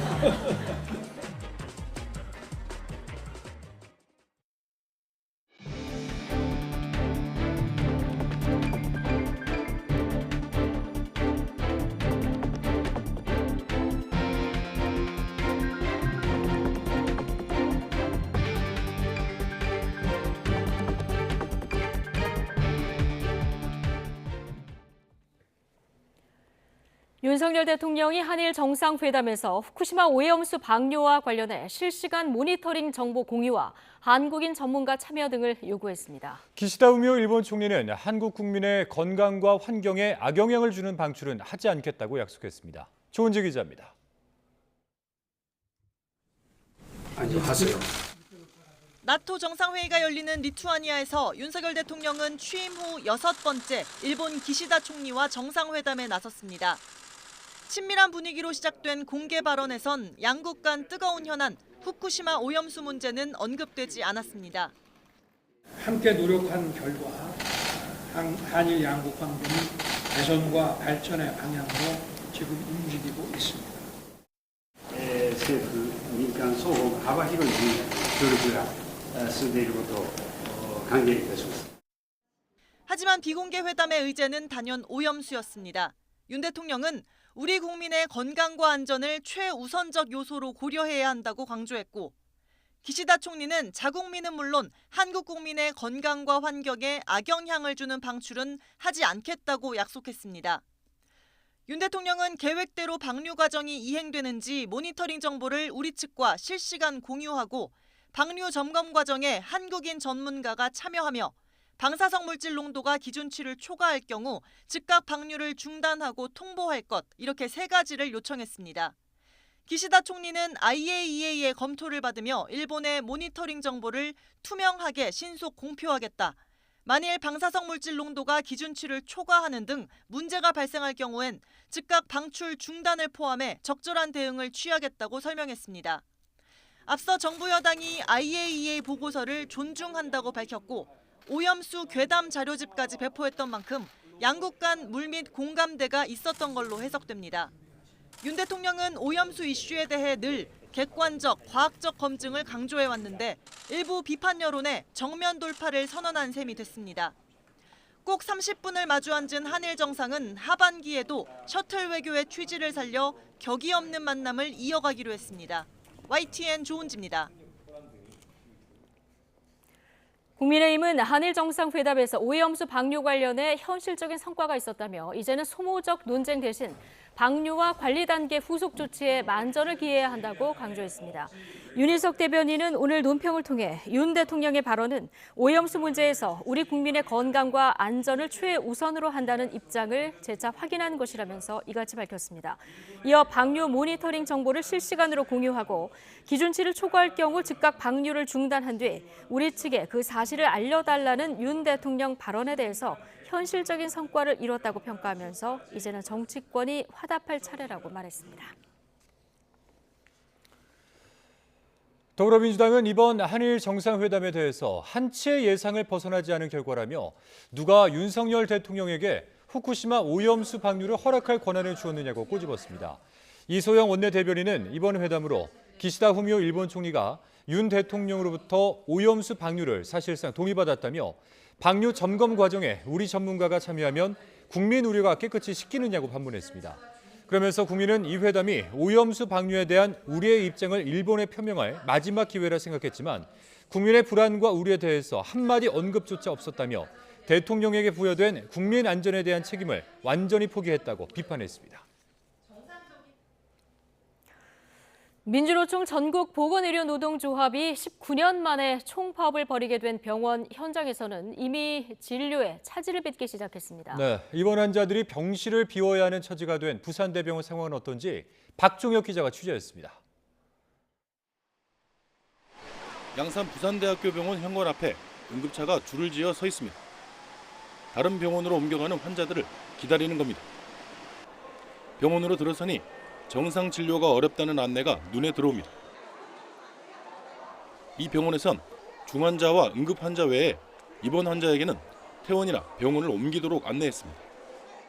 사전에 어떤 예고도 없이 어느 날 갑자기 이제 파업을 하니까 언제까지 나가야 된다, 강제적으로 하다시피 해서 쫓겨나는 입장입니다. 당장 수술을 받기로 했다가 일정을 다시 잡아야 하는 환자도 있습니다. 수술이 원래는 이제 지난주 금요일 아니면 월요일쯤 수술을 할 듯이 했는데 갑자기 이제 파업이 문제가 생기다 보니까. 이런 사정은 부산대병원 본원도 마찬가지입니다. 입원 환자들이 퇴원하기 위한 수속을 급히 밟고 있습니다. 저는 오늘이 7일째이거든요. 일반 병실로 가야 되는 사람이 일반 병실로 못 가고 재활 치료할 수 있는 다른 병원으로. 보건의료노조는 보건의료 인력 확충과 직종별 업무 범위 명확화 등을 요구하며 사측과 협상을 벌여왔지만 합의점을 찾지 못했습니다. 사측이 단 하나의 요구도 들어줄 수 없다고 해서 불가피하게 파업에 돌입하게 되었고 불편을 좀 드려서 죄송스럽게 생각하고 있습니다. 노조는 4만 5천여 명이 참여하는 총파업 기간에 응급실 등의 필수 인력은 투입한다고 밝혔지만 현장에선 이미 진료 차질이 가시화하고 있습니다. YTN 박종혁입니다. 네, 가계가 은행에서 진 빚이 빠르게 늘며 가계대출이 사상 최고치를 경신했습니다. 주택담보대출이 지난 한 달만 7조 원이 늘어났기 때문인데 거래가 활발했던 2020년 2월 이후에 최대치입니다. 김지성 기자입니다. 올해 들어서만 2배 가까이 증가한 아파트 거래량. 결과는 은행 주택담보대출 증가로 이어졌습니다. 지난달 7조 원이나 늘었습니다. 부동산 거래가 활발했던 2020년 2월 7조 8천억 원을 기록한 이후 최대입니다. 그 결과 올해 들어 꾸준히 감소했던 은행의 가계빚은 빠르게 늘며 또다시 사상 최대치를 경신했습니다. 주택 거래가 증가하는 가운데 정책 모기지론 취급이 확대되고 부동산 경기 부진을 완화를 시키기 위한 대출 규제 완화 영향이 함께 작용해서 나타난 것으로 보입니다. 은행을 제외한 제2금융권 가계대출은 2조 4천억 원 줄었습니다. 금융당국은 금융권 전체적으로 볼 때 가계대출 증가세가 주택시장 투기 수요로 인한 과열을 우려할 정도는 아니라고 평가했습니다. 그렇다 해도 최근 연체율 증가세를 고려하면 가계의 빚 부담이 느는 건 걱정입니다. 가계부채가 사상 처음으로 감소했던 지난 1분기에도 우리나라의 GDP 대비 가계부채 비율은 세계 34개 나라 가운데 가장 높았습니다. 지금은 다시 금리 추가로 더 오르고 있고요. 이거는 상당히 물가에도 부담이고요. 상당히 빚을 갚지 못하는 부동산도 이제 지금 보면 역전세난이 심화되는 상황이기 때문에 오히려 상당히 독이 될 수도 있습니다. 빚 부담이 늘면 가계가 소비를 줄이고 내수가 악화할 수 있어 하반기 경기 부양에 나선 정부 정책에도 경고등이 켜졌습니다. YTN 김지선입니다. 올해 전국 아파트의 3.3제곱미터당 평균 분양가가 처음으로 2천만 원을 넘어섰습니다. 부동산 빅데이터 플랫폼 부동산 R114는 이번 달 전국 아파트의 3.3제곱미터당 평균 분양가가 지난해보다 500만 원 넘게 오른 2,101만 원이라고 밝혔습니다. 올해 1월 1,700만 원대였던 평균 분양가는 지난 5월 1,800만 원대까지 치솟더니 이번 달에는 처음으로 2천만 원을 넘어섰습니다. 건자재 값과 인건비와 같은 공사비가 오르는 가운데 한국은행이 기준금리를 동결하고 정부가 부동산 규제를 완화하면서 분양가도 반등한 것으로 보입니다.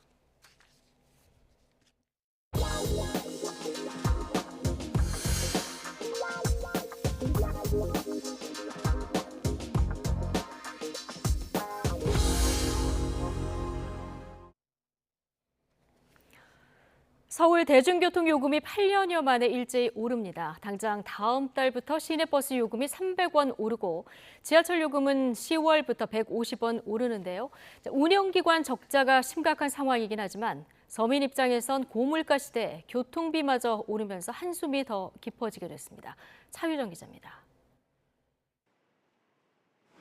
10월부터 서울 지하철 요금이 오릅니다. 쟁점이 됐던 요금 인상폭은 일단 150원. 현재 교통카드 기준 1,250원이 1,400원이 됩니다. 원래는 300원 올리는 계획이었지만 정부의 공공요금 동결 기조에 맞춰 먼저 150원을 올리고 내년에 150원을 추가 인상하기로 했습니다. 시내버스는 예고대로 300원 올라 다음 달인 8월 12일부터 교통카드 기준 1,200원에서 1,500원이 됩니다. 마을버스는 300원, 광역버스는 700원, 심야버스는 350원이 오릅니다. 급증하는 대중교통 적자를 더는 방치할 수 없다는 이유에서입니다. 교통공사는 1조 2천억 적자죠. 또 버스업계도 한 8,500억 정도가 그런 상황에서 요금 올리고 싶은 서울시장이 어디 있겠습니까? 더 이상 버티기 힘든 적자 구조 때문에 어려운 결단을 했고요. 시는 요금 인상으로 오는 2025년까지의 평균 운송적자 전망치가 지하철은 3천억여 원, 버스는 2천억여 원 감소할 것으로 봤습니다. 서울시의 대중교통 요금 인상은 지난 2015년 6월 이후 8년여 만. 적자 해소 필요성은 이해하지만 시민들은 가뜩이나 고물가 시대에 교통요금이 크게 오르자 한숨부터 나옵니다. 지금도 사실 좀 부담이 없지 않아 있긴 한데 아무래도 좀 더 오르게 되면 지금도 교통비 때문에 좀 많이 힘들고 있거든요. 그래서 많이 좀 타격이 좀 크지 않을까. 정해놓은 생활비보다는 조금 많이 오버될 것 같아가지고. 너무 한 번에 확 올라와 버리니까 몇백 원이어도 이제 한 달 단위로 들어가면 엄청 많이 차이가 나잖아요. 저도 학생이다 보니까 돈도 알바 같은 거 하면 많이 못 버는데 많이 부담이 되는 건 맞는 것 같아요. 수도권 통합 환승과 지하철 거리 비례에 적용되는 거리당 추가 요금은 동결되며 요금 조정 전 충전한 지하철 정기권은 2도 기간까지 사용 가능합니다. YTN 차유정입니다. 취업자 수가 3개월 연속으로 30만 명대 증가했지만 건설업과 제조업 부진으로 증가폭은 줄었습니다. 하반기에도 취업자 증가폭은 점차 축소될 것으로 전망됩니다. 보도에 오인석 기자입니다. 지난달 취업자는 1년 전 같은 달보다 33만 3천 명이 늘었습니다. 돌봄 수요 확대와 일상 회복 영향으로 보건복지업과 대면 서비스업 중심으로 고용이 증가했습니다. 숙박 음식업도 소비 지출과 관광객 증가로 증가세가 유지됐고 예술 스포츠 여가업은 공연 증가 등에 힘입어 증가폭이 커졌습니다. 반면 부동산 경기 부진 여파로 건설업 취업자는 7개월 연속으로 감소했습니다. 제조업도 수출 감소와 생산 부진으로 6개월째 고용이 뒷걸음질 쳤습니다. 이에 따라 취업자 수는 3개월 연속 30만 명대 증가를 기록했지만 증가폭은 둔화했습니다. 돌봄 수요와 외부 활동 증가 등으로 취업자 증가세가 지속되고 있긴 하지만 건설 경기 등의 영향으로 취업자 증가폭은 전월에 비해서 축소되었고 실업자와 비경제 활동 인구는 감소하는 모습을 나타냈습니다. 고령층 취업자는 증가하고 청년층은 감소하는 흐름도 계속됐습니다. 지난달 60세 이상에서 34만 3천 명 늘었지만 15세에서 29세 청년층은 11만 7천 명 줄어 8개월째 감소했습니다. 저출산 고령화 추세가 고용시장에도 그대로 반영되고 있는 셈입니다. 하반기에도 대면 서비스업 중심으로 취업자 증가 흐름은 이어질 것으로 예상하지만 제조업과 건설업의 고용 둔화 영향 등으로 증가폭은 점차 축소될 것으로 전망됩니다. 정부는 산업 현장의 빈 일자리가 지속하는 등 업종에 따라 노동시장 불균형이 발생하고 있는 만큼 근로 여건 개선과 일자리 미스매치 해소를 적극 추진하겠다고 밝혔습니다. YTN 오인석입니다. 지난해 우리나라의 명목 국내 총생산 규모가 세계 13위로 잠정 집계돼 3년 연속 톱10을 유지하는 데 실패했습니다. 한국은행은 지난해 한국의 명목 GDP가 1조 6,733억 달러로 전 세계 13위 수준으로 추정됐다고 밝혔습니다. 국가별로는 미국이 25조 4,627억 달러로 1위를, 중국이 17조 8,760억 달러로 이른바 빅2를 형성한 것으로 분석됐습니다. 한국은행 관계자는 지난해 달러 강세로 인해서 환율 전환 지표들이 대부분 안 좋게 나오고 있다며 자원 수출국의 경우 환율이 강세를 보이면서 우리나라의 명목 GDP 순위가 하락한 것으로 추정된다고 설명했습니다. 서울 양평고속도로 사업이 전면 백지화된 건 김건희 여사 일가의 땅이 있는 노선으로 종점이 변경되면서 특혜 의혹이 제기됐기 때문이죠. 국토교통부는 타당성 조사 과정에서 시작과 종점이 달라지는 사례가 많다고 해명했는데 최근 5년 사례를 살펴보니 이번처럼 종점을 포함해서 사실상 노선 자체가 바뀐 경우는 없었습니다. 윤혜리 기자가 취재했습니다. 국토부가 공개한 타당성 평가 과정에서 고속도로의 시 종점이 달라진 사업 목록입니다. 지난 2010년 이후 추진된 10개 사업 가운데 절반에 달하는 5건이나 바뀐 것만 보더라도 예비 타당성 조사 이후 시 종점이 바뀌는 건 이례적인 일이 아니라고 해명했습니다. 오히려 예비 타당성안이 그대로 추진되는 경우가 거의 없다고 강조했습니다. YTN이 최근 5년간 추진된 사업들의 노선이 실제로 어떻게 달라졌는지 따져봤습니다. 먼저 2020년 8월 예비타당성 조사를 통과한 인천 계양 강화고속도로 전략 환경영향평가 보고서입니다. 시작점은 같았고 종점이 강화군 강화읍 갑곡리에서 선언면 신정리로 바뀌었습니다. 이 과정에서 노선 길이는 오히려 1.6km 줄었고 전체적인 흐름은 크게 달라지지 않았습니다.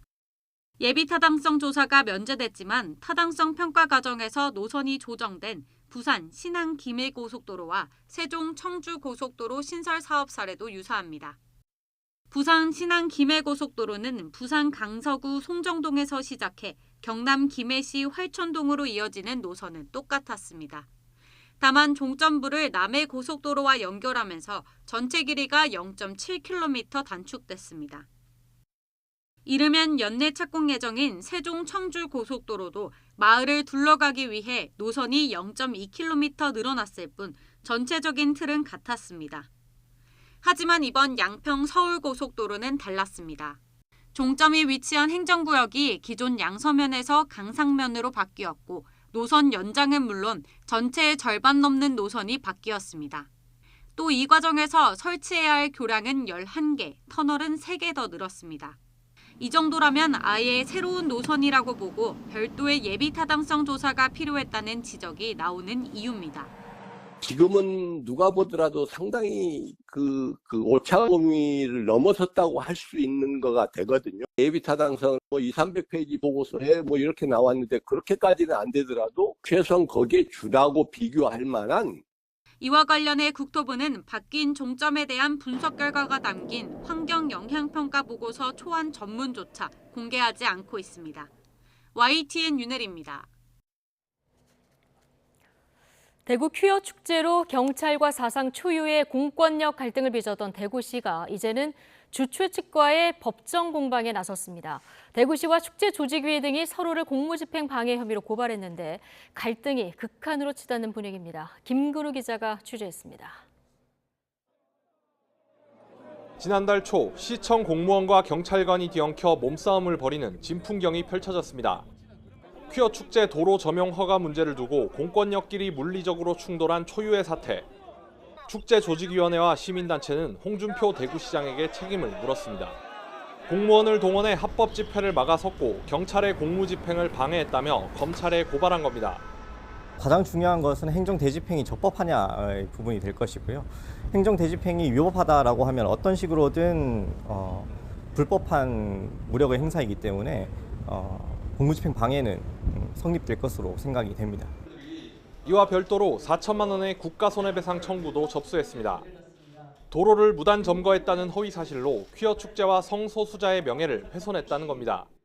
10년 넘게 대구시와 경찰, 주최 측은 물론 심지어 반대단체까지 조율하며 발전해온 행사가 단번에 무너졌다고 비판했습니다.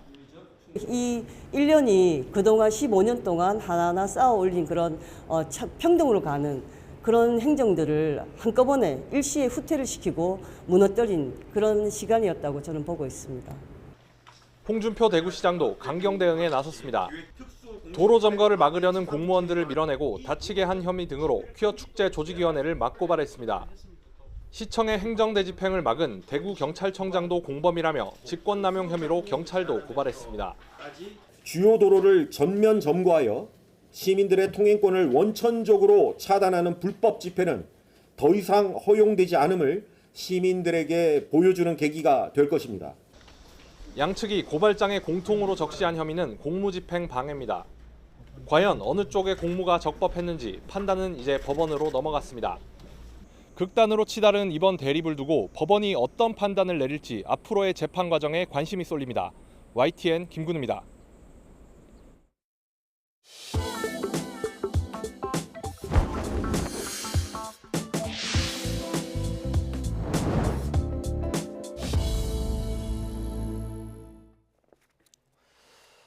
북한이 27일 만에 탄도미사일 도발에 나섰습니다. 합동참모본부는 오늘 오전 10시쯤 북한 평양 일대에서 동해상으로 발사된 장거리 탄도미사일 한 발을 포착했다고 밝혔습니다. 이 미사일은 고각으로 발사돼 약 1000km를 비행한 뒤 동해상에 떨어졌다고 덧붙였습니다. 이번 발사는 지난달 15일 한미 연합 합동 화력 경멸 훈련에 반발하며 북한이 순안 일대에서 동해상으로 단거리 탄도미사일 2발을 발사한 지 27일 만입니다. 윤석열 대통령은 북대서양 조약기구 나토와 상호 군사정보 공유를 확대해 나갈 것이라고 밝혔습니다. 윤 대통령은 리투아니아 수도 빌뉴스에서 열린 나토 동맹국 파트너국 정상회의 발언에서 오늘날과 같은 초연결 시대에 유럽과 아시아의 안보가 구분될 수 없다고 말했습니다.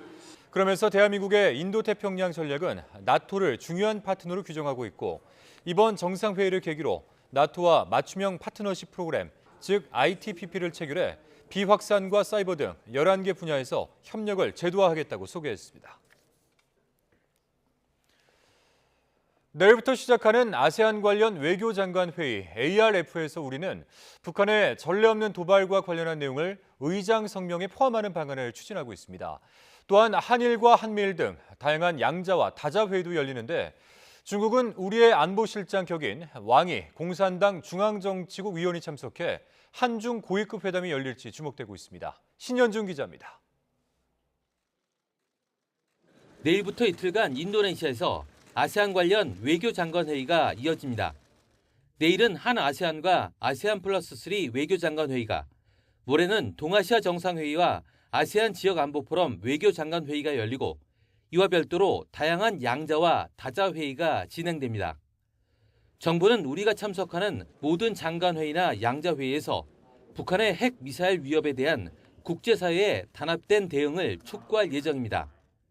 이를 위해 북한의 도발과 핵 위협에 대한 국제사회의 단호하고 단합된 대응을 강조하면서 북한의 핵 미사일 개발 자금원으로 꼽히는 불법 사이버 활동 차단과 인권 상황 개선 촉구, 담대한 구상에 대한 국제사회의 지지를 요청할 방침입니다.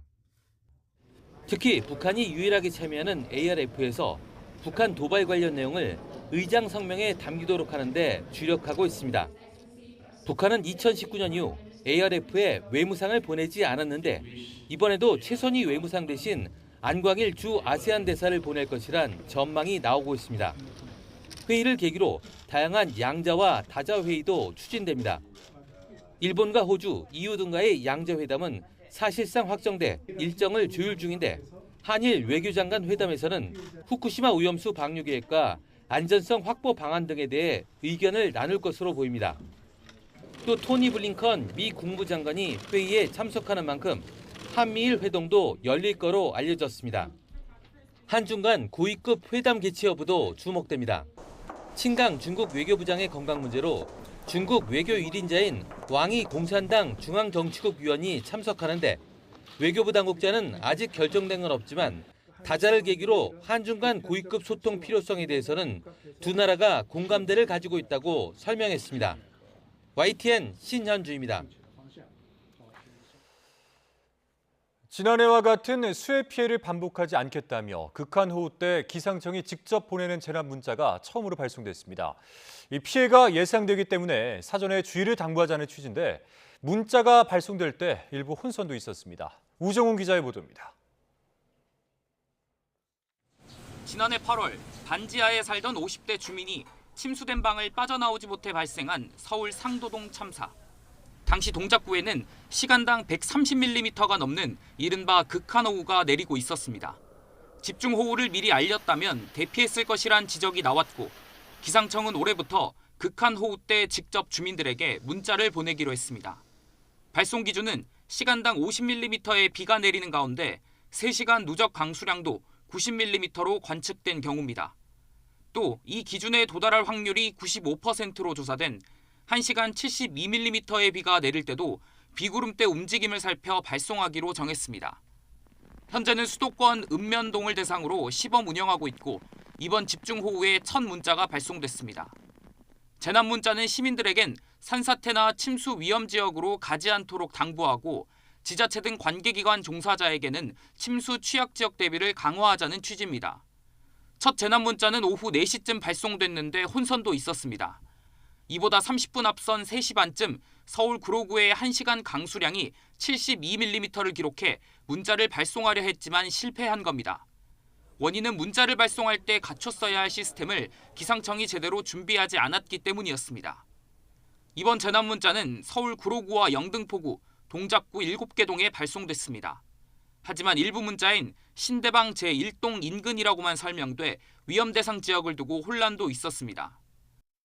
시범 운영이 되는 기간 동안에 계속해서 개선해 나가며 정식 운영이 되는 기간 동안에는 차질이 없도록 계속해서 준비해 나갈 예정입니다. 극한호우 재난 문자는 내년 전국으로 확대될 예정입니다.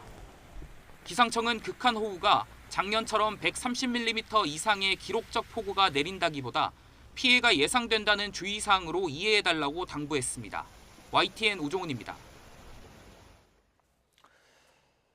지난 4월에 발생했던 이른바 강남 마약 음료 사건의 한국인 주범이 중국에서 검거된 사실이 뒤늦게 알려졌습니다. 경찰청은 보이스피싱 조직의 중간책으로 추정되는 이모 씨가 지난 5월 24일 중국 공안에 체포돼 국내 송환을 추진하고 있다고 밝혔습니다. 앞서 경찰은 이 씨가 중국에 머무르면서 피싱 범죄에 마약 음료를 이용하기도 하고 국내외 조직원들에게 제조와 배포를 지시한 정황을 확인해 인터폴 적색 수배를 내리는 등 추적해왔습니다. 5개 종목 하한가 사태의 핵심 피의자인 온라인 주식 카페 운영자 강기혁 씨가 구속됐습니다. 서울 남부지방법원은 오늘 강 씨와 카페 회원 2명의 구속 전 피의자 신문을 진행한 결과 이들이 도망갈 우려가 있다며 모두 구속영장을 발부했습니다.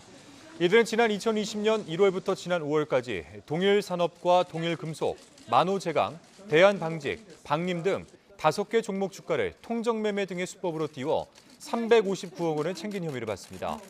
강 씨는 소액 주주 운동 차원에서 주식을 사들였을 뿐이라고 주장해왔는데 오늘 오전 법원에 출석하면서도 자신은 경제민주화 운동을 열심히 했을 뿐이라며 시세 조정 혐의를 거듭 부인했습니다. 비상장 주식의 상장이 확정된 것처럼 투자자들을 속여서 110억 원을 가로챈 투자 사기 일당이 경찰에 붙잡혔습니다. 이 조직폭력배도 개입한 범행은 상당히 체계적이고 치밀하게 이루어져서 경찰은 이들에게 범죄단체 혐의도 적용했습니다. 임형준 기자입니다. 자다가 막 깬 듯한 남성을 경찰이 에워쌉니다. 주식 투자 사기 조직에서 본부장을 맡은 핵심 관계자가 검거되는 장면입니다. 네. 우리가 다시 한번 설명하지만 자본시장법하고 범죄단체 조직 관련해가지고 본인한테 체포영장이 발부가 됐어. 경찰이 투자 사기를 저지른 혐의로 51명을 붙잡고 이 가운데 조직폭력배인 총책 A씨 등 11명을 구속했습니다. 경찰 조사 결과 이들은 과거 해연제 주식 리딩방을 운영하며 수집한 개인정보를 이용해 피해자들에게 접근한 것으로 드러났습니다. 그러고선 비상장 회사 3곳의 주식이 수개월 안에 상장될 거라며 300%의 고수익을 약속했는데 모두 거짓이었습니다. 올해 하반기에 코스닥 상장하는 마지막 매도 안내 드릴 건데 여기서는 못해도 300% 정도 수익을 보고 있거든요. 지난해 1월부터 6월까지 864명을 속여서 가로챈 돈은 모두 110억 원. 경찰은 이들이 범죄 수익금으로 얻은 현금과 기금속 7억 원어치를 압수하고 27억 원 더 추징 보전 조치했습니다. 또 총책부터 본부장, 관리책 등 세부적으로 역할을 나눠 범행을 저질렀다고 보고 적극적으로 가담한 33명에게는 범죄단체를 조직한 혐의를 적용했습니다. 총책, 관리자, 비상장 주식 공급책, 관리책, 그다음 본부장, 그다음 상담원, 팀장 이쪽까지는 범단을 적용했고 총책인 A씨가 다른 사기 조직을 찾아가 흉기로 위협하다가 현행범으로 체포됐던 것도 수사 과정에서 확인됐습니다. 투자자를 많이 끌어모은 본부장급을 빼돌리려는 시도가 감지되자 이를 막으려고 벌인 일이었습니다. 경찰은 고수익을 보장하며 투자자를 모으는 경우 사기 범죄일 가능성이 커서 주의해야 한다고 당부했습니다. YTN 임영준입니다. 전국 장애인 차별철폐연대에 보조금 유용 의혹을 제기한 하태경 국민의힘 의원에 대해서 경찰이 본격적인 수사에 착수했습니다. 서울해와경찰서는 오늘 직권남용과 무고 등의 혐의로 하 의원을 고발한 서민민생대책위원회 측을 불러 고발인 조사를 진행했습니다. 김순환 서민민생대책위 사무총장은 하 의원이 행정기관인 서울시 업무를 대행한 것은 전 장현에 대한 보복이자 직권남용이라고 주장했습니다. 하자 있는 차량을 정상가에 판매한 혐의를 받는 벤츠 공식 딜러사 더클래스 효성의 판매 사원들이 경찰 수사를 받고 있습니다. 서울경찰청 반부패 공공범죄수사대는 더클래스 효성 소속 차량 판매 사원 3명을 사기 등의 혐의로 입건해 수사하고 있습니다. 이들은 차량이 하자로 수리받은 내역이 있어서 가격을 할인 조정해야 한다는 고지를 벤츠 코리아에서 받고도 정상가에 판매한 혐의를 받습니다. 또한 차량을 판매한 뒤 벤츠 코리아에 보낸 문서에는 하자 차량을 할인된 가격에 판매한 것처럼 조작한 혐의도 받습니다. 마약 투약 혐의를 받는 고등래퍼2 출신 래퍼 윤병호 씨에게 항소심에서 징역 10년이 구형됐습니다. 검찰은 오늘 수원고등법원에서 열린 윤 씨 항소심 결심 공판에서 이같이 선고해달라고 재판부에 요청했습니다. 이는 윤 씨가 1심에서 징역 4년을 선고받았던 대마초와 필로폰 투약 혐의 사건과 이와 별개로 징역 2년 6개월을 선고받은 펜타닐 매수 사건을 병합한 구형량입니다. 윤 씨는 최후 진술에서 마약 투약 사실을 후회하고 있다며 죗값을 치른 뒤 음악 활동을 통해 사회에 봉사하며 속죄하겠다고 말했습니다. 지난해 말 국회가 5개의 광고물법을 개정한 이후에 공해라고 불릴 정도로 무분별하게 내걸렸던 정당 현수막에 대해서 인천시가 오늘부터 강제 철거하는 작업에 나섰습니다. 인천에서는 앞으로 정당 현수막일지라도 일반 시민들처럼 지정된 게시 장소에만 부착해야 하고 혐오나 비방의 내용은 담지 못하도록 규제를 받습니다. 강성호 기자입니다. 인천시 연수구 동춘동 소금밭 내거리. 이재호 연수구청장이 직접 나와 정당 현수막의 철거를 지휘합니다. 현수막은 단속반의 장대 가위질 한 번에 힘없이 땅에 떨어집니다. 연수구에선 지난 2월 성악을 전공하는 여대생이 전동 킥보드를 타고 가다 현수막에 목이 걸려 성형 수술까지 해야 하는 큰 상처를 입는 사고가 있었습니다. 도시의 안전을 지켜야 되는 구청장의 책무상이라면 이는 당연히 떼이는 것이 맞다라는 겁니다. 이 정치인들도 마인드를 바꿔야겠다라는 겁니다. 지난해 말 국회가 5개 광고물법을 개정해 정당 현수막은 아무런 규제 없이 어느 곳에나 내걸도록 허용하면서 전국이 정당 현수막으로 몸살을 앓고 있습니다. 인천시는 지난달 시 조례 개정을 통해 정당 현수막에 대한 강력 대응 방침을 천명했고 한 달 정도의 고지 기간을 거쳐 10개 시군 기초단체와 함께 단속에 나섰습니다. 개정 조례는 정당 현수막도 지정된 장소에만 게시하고 국회의원 선거구별로 4개 이하로 제한하며 혐오와 비방의 내용을 담지 못하도록 규정하고 있습니다. 법은 만인의 평등인데 뭐 그냥 막 거는 거는 좀 잘못된 거지. 특혜를 받아가면서 그냥 뭐 국민 선동하고 이건 잘못된 일이라고 생각합니다. 행정안전부는 인천시 개정 조례가 상위법에 위배된다며 인천시의 제의를 요구했지만 인천시는 헌법상의 국민 기본권이 우선한다며 조례 강행에 나섰습니다. 국회에는 정당 현수막을 규제하자는 관련법 개정안이 여러 건 발의돼 있지만 상당한 시일이 걸릴 것으로 예상되는 만큼 인천시는 시민의 안전을 위해 더 이상 기다릴 수 없다고 밝혔습니다. YTN 강성옥입니다.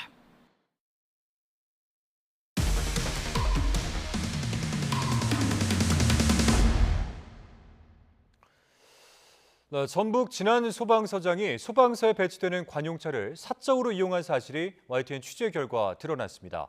전북소방본부는 공용 차량 사적 사용과 직장 이탈 등의 의혹이 불거진 김모 진안 서장을 직위에 해제한다고 밝혔습니다. 취재진이 관용차 운영 일지를 입수해 분석한 결과 석연치 않은 부분이 곳곳에서 발견됐습니다. 김민성 기자의 단독 보도입니다. 소방의 행정 업무용 관용차는 서장 개인이 아닌 소방서에 배치됩니다. 김모 서장은 진안 소방서 부임 후 약 반년 동안 누적 운행 거리의 90% 이상을 혼자서 사실상 독점했습니다. 주로 어떤 용도였을까? YTN은 김 서장이 몰았던 2년치 관용차 운행 일지를 입수했습니다. 김 서장은 왕복 90km가 넘는 전북 전주에 있는 자택으로 자주 출퇴근하고 개인 연차 때나 주말에도 차를 집에 두곤 했습니다. 이 사이 다른 직원들은 자연히 관용차를 쓸 수 없게 됐습니다. 관용차를 비상대기 숙소나 관사에 두고 항상 운행할 수 있게 해야 한다는 규정을 김 서장이 제대로 지키지 않은 셈입니다. 뭐 휴가 때 한번 수리를 있더라고 제가 연간하고 그래서 인정하고 그냥.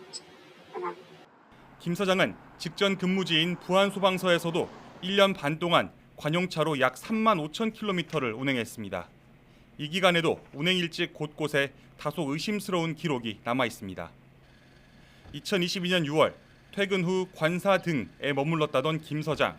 거의 매일 130km씩 관용차를 몰았다는데 어떤 공무로 어딜 갔는지 구체적인 내용이 없습니다. 소방은 이번 감찰 조사에서 김 서장이 직장에서 이탈했다는 결론을 내린 것으로 전해졌습니다.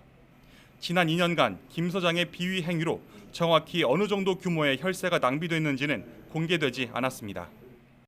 대한민국 공무원 노동조합 총연맹 소방노조는 김 서장의 파면과 함께 소방서장급 공무원 전체의 복무 감찰과 인사 검증을 소방청에 촉구했습니다. YTN 김민성입니다. 네, 해당 소방서장의 수상한 행적은 이뿐만이 아닙니다. 퇴근 후 관할 지역을 순찰했다던 그 시각 업무 추진비 카드가 자택에 있는 전주에서 종종 사용된 것으로 확인됐습니다. 자, 김민성 기자가 계속해서 보도하겠습니다.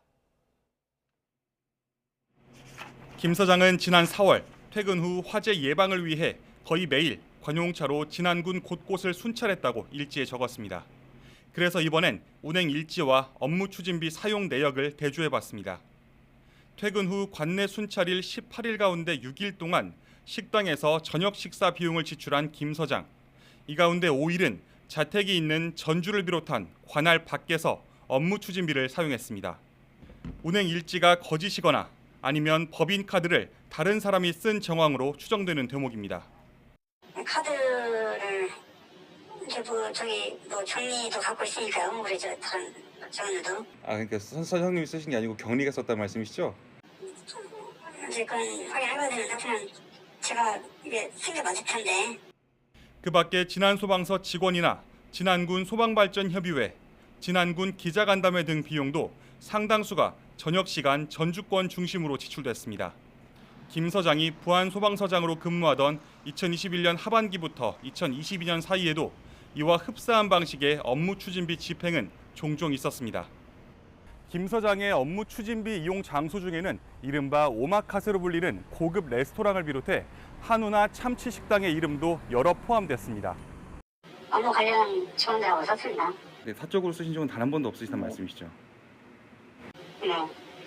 김 서장은 근무지와 무관한 지역에서 업무 추진비를 쓰려면 직무 관련성을 입증할 서류를 제출해야 하는 규정에 대해서는 몰랐다고 답했습니다. YTN 김민성입니다.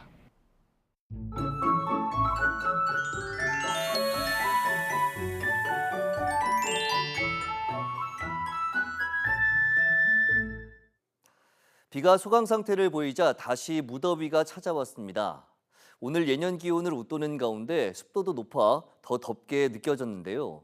내일은 잠시 쉬어가던 장맛비가 다시 내립니다. 새벽에 충청과 호남을 시작으로 오전에는 전국에 비가 오겠고 특히 오후부터 중부지방을 중심으로 돌풍과 벼락을 동반한 시간당 30에서 80mm의 물폭탄이 떨어지겠습니다. 또 모레까지 수도권에는 250mm 이상, 영서와 충청 북부에 200mm 이상, 다른 지역에도 최고 150mm의 큰 비가 내리겠습니다. 최근 많은 비가 자주 내리면서 지반이 무척 약해져 있습니다. 산사태 등 추가 피해가 발생할 가능성이 매우 높은 만큼 대비 더욱 철저히 해주시기 바랍니다.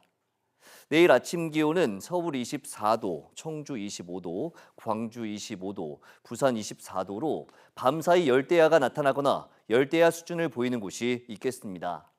낮 기온은 오늘보다 1도에서 3도가량 낮겠습니다. 서울 27도, 대전 28도, 광주 29도, 부산 27도로 예상됩니다. 장맛비는 다음 주까지 길게 이어지겠고 계속해서 강하고 많은 비가 내릴 전망입니다. 날씨 정보였습니다. 수요일 뉴스나이트 마치겠습니다. 함께해 주신 여러분 고맙습니다.